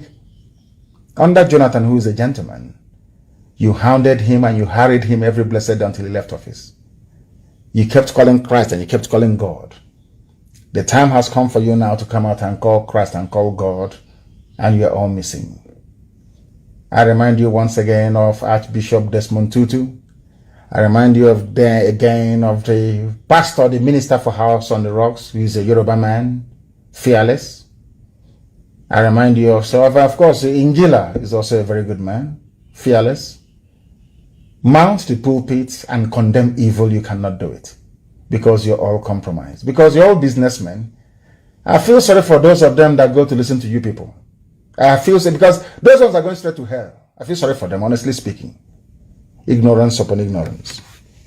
That is why, let me tell you the name of the person who is going to be the new coordinator of light arms, so you don't bring in arms into Nigeria. His name is retired Major General A.M. Diko. Fulani. Everything is Fulani. And you're all clapping. Yoruba media.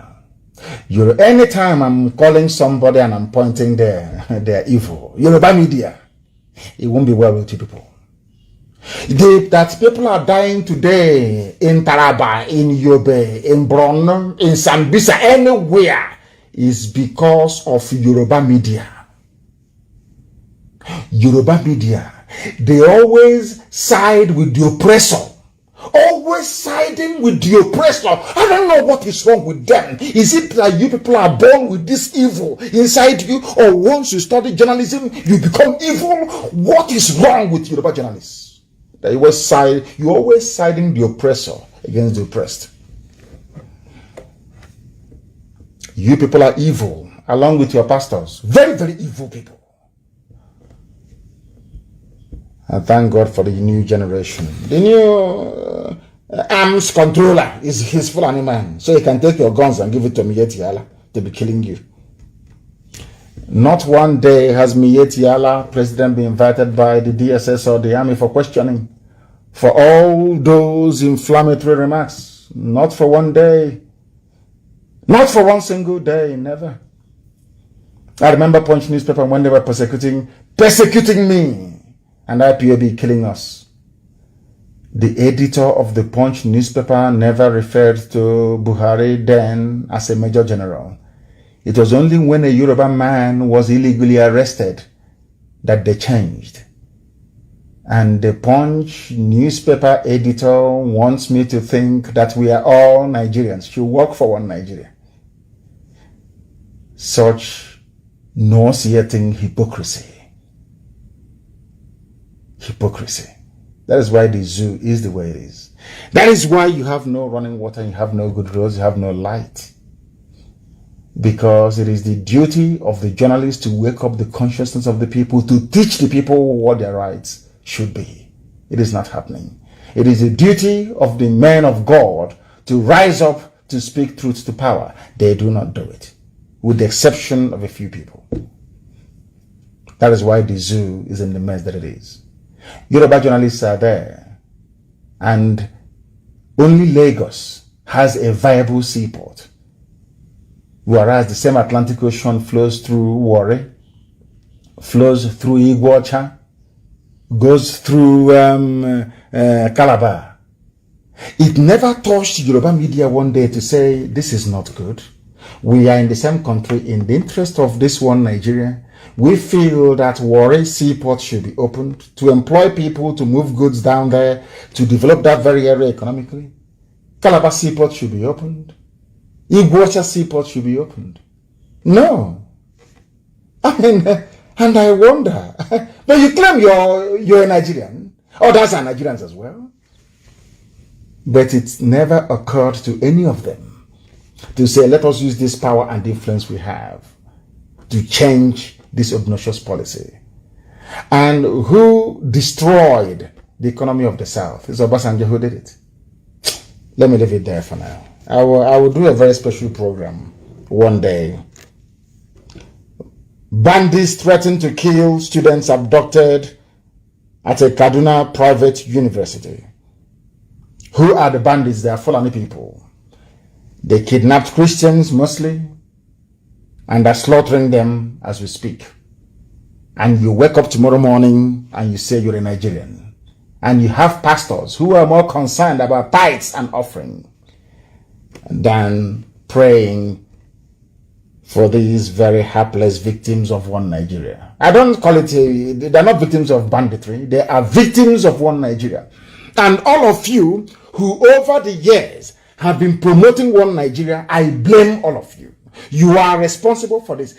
Because had you people held the Fulani to account by insisting on devolution of power, no matter what, you say to hell, devolution of power, this nonsense won't be happening. But you are black people, I don't blame you. You have no soul and you have no conscience. You have no empathy. What concerns other people is of little or no consequence to you. And that is why black people are poor. Our wickedness and evil is second to none. Second to none. Everybody in Nigeria understands that there is only one simple solution to the problem of Nigeria. It is dissolution. They know it very well. But because they think that Nnamdi Kanu will not honor his words, he will not give us oil and gas for free. Please let us continue in this one Nigeria. And I have said it many times. All the minorities in the north will be taken care of. Once Biafra becomes free, it gives us the impetus and the platform from which we can save you from Fulani emasculation and destruction. If Nigeria continues the way it is right now, Fulani will overrun the whole of the Middle Belt. I'm telling you, TV Nation will come under attack. Bachama is gone, Birom is gone, all these people are gone. Only TV is standing strong right now as we speak. And to an extent, Jukun. If we allow Nigeria to continue, because the number of Fulani influx, these terrorists is limitless. They have a huge number of people to come in, and the attraction is oil and gas. They have seen how wretched, poorly educated Fulani people are living large on the proceeds of oil and gas. That's something I need to remind Wike, of course, and all those who stupidly call themselves Niger Delta. The Fulanis come in, they kidnap, they make more money than the state government does in the south. And they return to wherever they came from. These are the things that must guide your thinking, and that is why Nigeria must end. As I said a few days ago, Nigeria must be dissolved. Let everybody go back to where they come from. If they now wish to come back together to form a country or whatever, it is entirely their business. Let the people decide. That's all we are saying. Let the people decide. There is no need calling for a coup, for somebody to take over a government. No, not at all. Call for popular uprising and ask the army not to open fire. That's all. Even the army understands if they open fire, they are dead. University students being abducted every blessed day. And all a pastor is interested in his tithes and offerings. Very, very sad indeed. I don't blame these kids who are being kidnapped. I blame those that wish to sustain one Nigeria. And as they are kidnapping people, I don't even want to be talking about the spread of insecurities that you have across the zoo. 13 more people are killed as armed headers. No longer armed Fulani terrorists, but armed headers attack Benue community. Benue is under attack and under siege. The sooner they reach an agreement with us, the better for them. So we can move ESN there to checkmate them. We know how to fight them. In Ebonyi State, we did it very well, which is just neighboring Benue State. They should come out openly to ask for the help of ESN, and we'll go there and make sure we drive away these vagabonds. That's what we need to do. People are dying every blessed day. Every blessed day right across the zoo. And you know the solution. The solution is dissolution. The solution to Nigeria is dissolution. Once you do that, everybody will be free. There's no need of ranting and writing rubbish every blessed day. It doesn't solve anything. Fulani wouldn't understand that. The killings can happen in Benue, not in our land. You come to our land, you kill us, we kill you back. It's as simple as that. If you're police or your army or anybody you kill, just one day. We may allow you 1 or 2 weeks to breathe. After that, you'll be dead. If you kill us, we're going to kill you. So under this climate that you have people saying, South will not be annexed. I don't want to talk about this great harlot.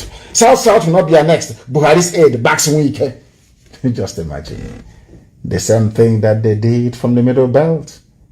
The same thing that some fools did from Yoruba land. The same thing that some Ifule fools did in our land. Look at it now that is Fulani at your doorstep and you're crying and you're lamenting. South will not be annexed. And you went to school. And I tweeted actually. I said, I made a tweet which was very popular today, I must say. I asked this great harlot. I shouldn't have responded to her, but I had to because to put the record straight. I said to her, if you say that South will not be annexed by Biafra, then tell your Fulani Janjaweed masters to refer to the 1966 coup by Nzogo as a South coup, not an Igbo coup. That's number. I'm sure that will shut her up. And the other lapdog, the other Fulani, Wike is the wife, the husband is Tambuwal. Ndina lawyer or Tambuwal. You know, once I don't want to be, this is a family radio, I don't want to go too far. I don't know what they put in his mouth. I don't know what Tambuwal put in his mouth. Maybe it's lollipop, I have no idea. That is why he's talking rubbish. Talking rubbish. And they talk about South and the Niger Delta, all this rubbish. First of all, Imo State is in Niger Delta, for your information. Abia State is part of Niger Delta. For those of you idiots hiding under Niger Delta to be talking rubbish. That's number one correction. And number two, let us not label ourselves with this whole South, nomenclature, all this rubbish. Where is, who was the, maybe they won't know because they didn't go to school anyway. Wike, after snorting cocaine, he'll be talking rubbish. Wike, I want to ask you a question. Where is General Philip Effiong from? And by the way, do you know that General Philip Effiong was the last head of state of Biafra? Head of state, general, head of state. Are you aware of that? Where is he from? He's from South, you know. Okay, so you want people to have regard for you more than the head of state of Biafra land? I'm asking you a simple question. You claim you're from the South. Very soon you'll be very close to Argentina in your Southness. I want to ask you a simple question. Are you telling me that people will have more regard for you than a general, a Biafran general and head of state, Philip Effiong, from your so-called South? I'm asking you. That thing your husband gave to you, because I know you're not a man. I don't want to go in, I don't want people to accuse me of homophobia because I'm not. Anybody can do whatever they like. That's their business. That's your boy, that your husband, Tambuwal. Medina, you go to Sokoto, they pull down your trousers and your boxer shorts. You come back to Rivers, to a place you call Rivers State, talking rubbish. After starting cocaine. If you know you cannot handle Tambuwal, why are you taking cocaine? Wike, why are you snorting? Why do you take cocaine? You don't want to feel pain. That's why you take cocaine. Before you go to bedroom with your husband. Not ashamed of yourself, idiot. You're talking rubbish. Philip Effiong is from South. So to speak. The last head of state of Biafra. And that is why Akwa Ibom is doing us proud. You're a wretched slave. Look at Ken Sarawiwa. Are you more than Ken Sarawiwa? Look at Mbaka. Mbaka used to be with them before.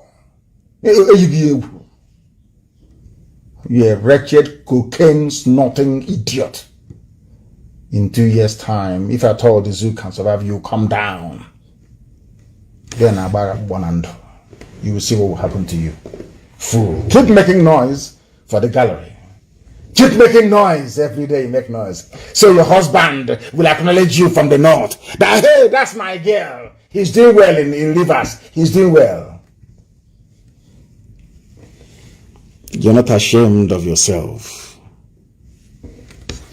May Elohim have mercy upon your soul. You're one man. Democracy is one man, one vote. You claim you're a Democrat, you behave as if you're a fool, a tin pot dictator.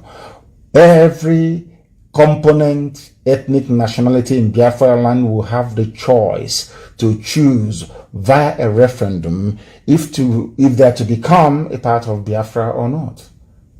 That day, should you wish or choose to do so, you will only have one vote. And I'm even sure that your wife will vote for Biafra. Because cocaine has eaten your brain. The day they will take you, the day Fulani will deal with you, I can forgive anybody in life, I can never forgive you. The day Fulani will take you. Mark today's date, 5th of May 2021. Everything I say comes to pass, I'm sure you know that. The day they will deal with you.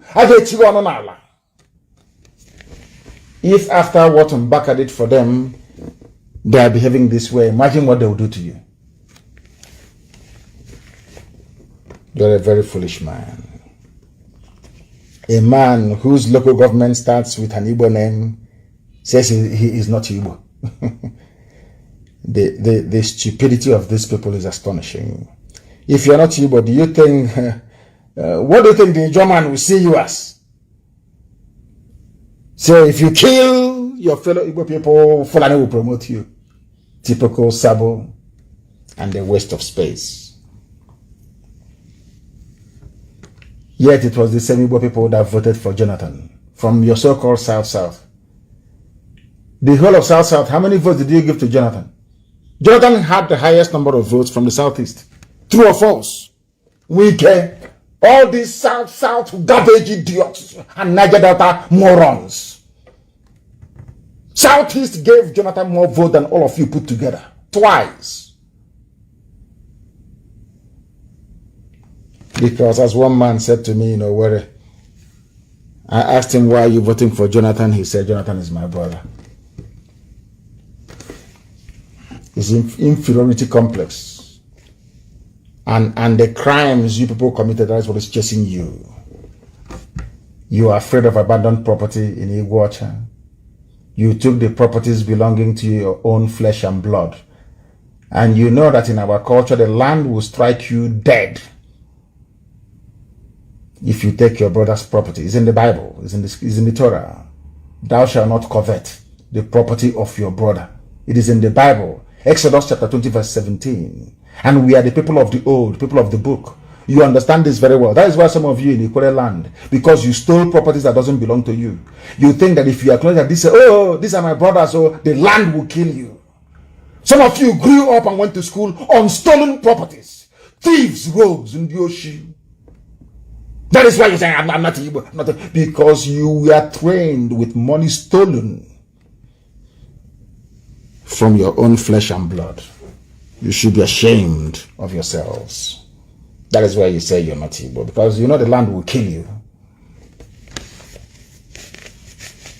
As somebody said, it's only in the zoo that the more you educate them, the more foolish they become. The most unstable people in the world are Nigerians. Even their pastors are even more confused. Their politicians, they have no solutions to anything. Their chiefs and their emirs are just watching and pleading for allocation. The more you enlighten them, the more confused they become. After all these years, they can't even tell that Buhari is dead. That's how foolish your average Nigerian is. That is why the problem of Nigeria cannot be solved. Because Nigerians have refused to reason. And the only solution is dissolution. And, in their usual idiotic way in the South, especially in the East, a Fulefu brigade, you remember them shouting, Igbo presidency, Igbo presidency, Igbo presidency, Igbo presidency. I have news for you. Why PDP considers Atiku's Saraki Tambuwal as possible presidential candidates. Umahi, are you listening?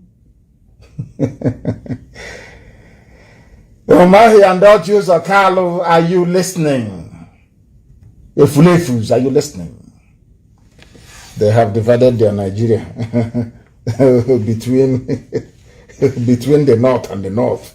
Because Sariki is the north. Tambuwal, that's Wike's husband, is from the north. And Atiku is also from the north.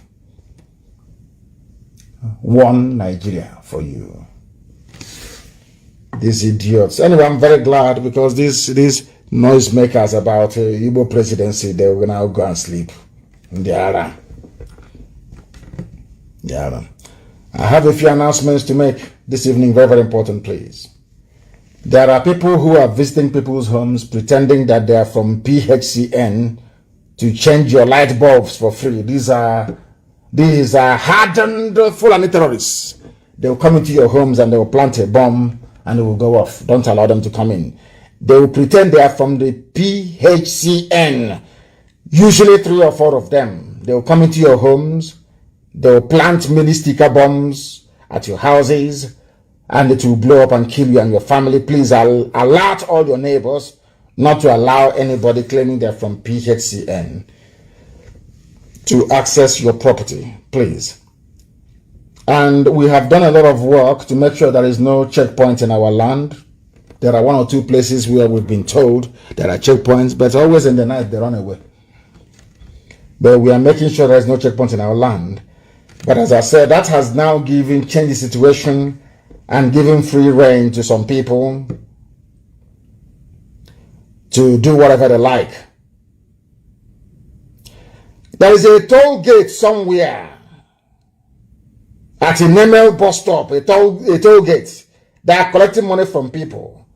1,000 for big lorries and 200 is from the Navy. At NNAMDI'S bus stop, Navy, Madamount checkpoint, close road, collecting money. Before you start crying and feeling sorry for them, tell them to dismantle the roadblock. At NNAMDI'S junction, ask them to dismantle the roadblock. And I'm asking the governor of Anambra State to ensure that this happens within the next 2 days. Dismantle that roadblock. I don't want any Navy, Air Force, or any roadblock. I do not want it. Very, very important, please, that you remember this and do something about it immediately. Newi community or Newi town, they formed a vigilante group. That vigilante must be allowed to function in Newi. Because people who are capitalizing on the absence of Nigeria police, that of course they've been driven away. As I said, no checkpoints, I don't want it. People should not capitalize on the absence of police to be committing crime after taking drugs given to them by politicians. Because ESN is in the bush, that is why groups like Newi Vigilante Group must be in the town. Onisha Vigilante Group, the same. They will not inform on ESN. If they do, then they're finished. They must be allowed to operate. Newi Vigilante will operate. Onisha Vigilante will also operate to make sure there is no form of criminality during the daytime within those environs. Very, very important place. And I want to thank my dear brother. I want to thank him. Nnemeka Ehiofo Chosen is called. Nnemeka Ehiofo. Thank you very much for your immense support and help. I am grateful, and Chukwu Kikabiama will bless you immensely. Bless you immensely for your support. Outstanding support that he gave to this very noble family. Thank you for that.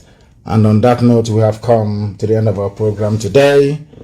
And by way of outro, I don't know how I'm going to get it, but I will try to see if I can play this very tune. This is a song put together in a tribute to the late gallant commander Ikonso, and I want to play it tonight.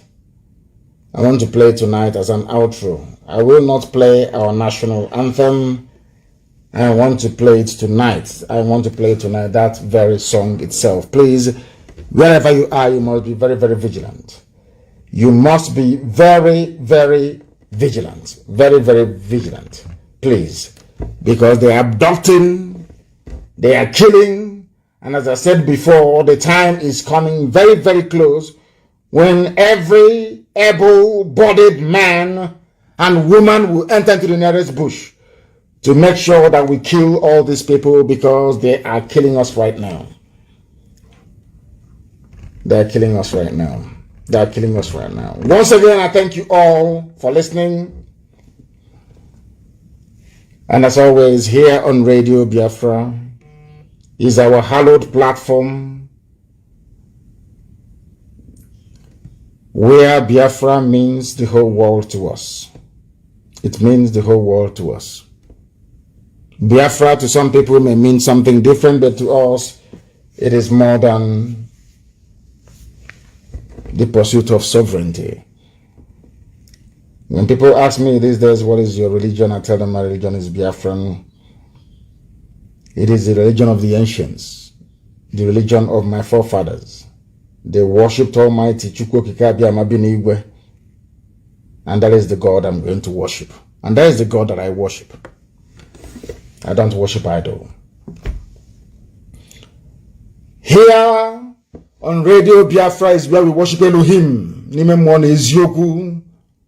Because only God Almighty in heaven is our God. From me, from here, it is good evening.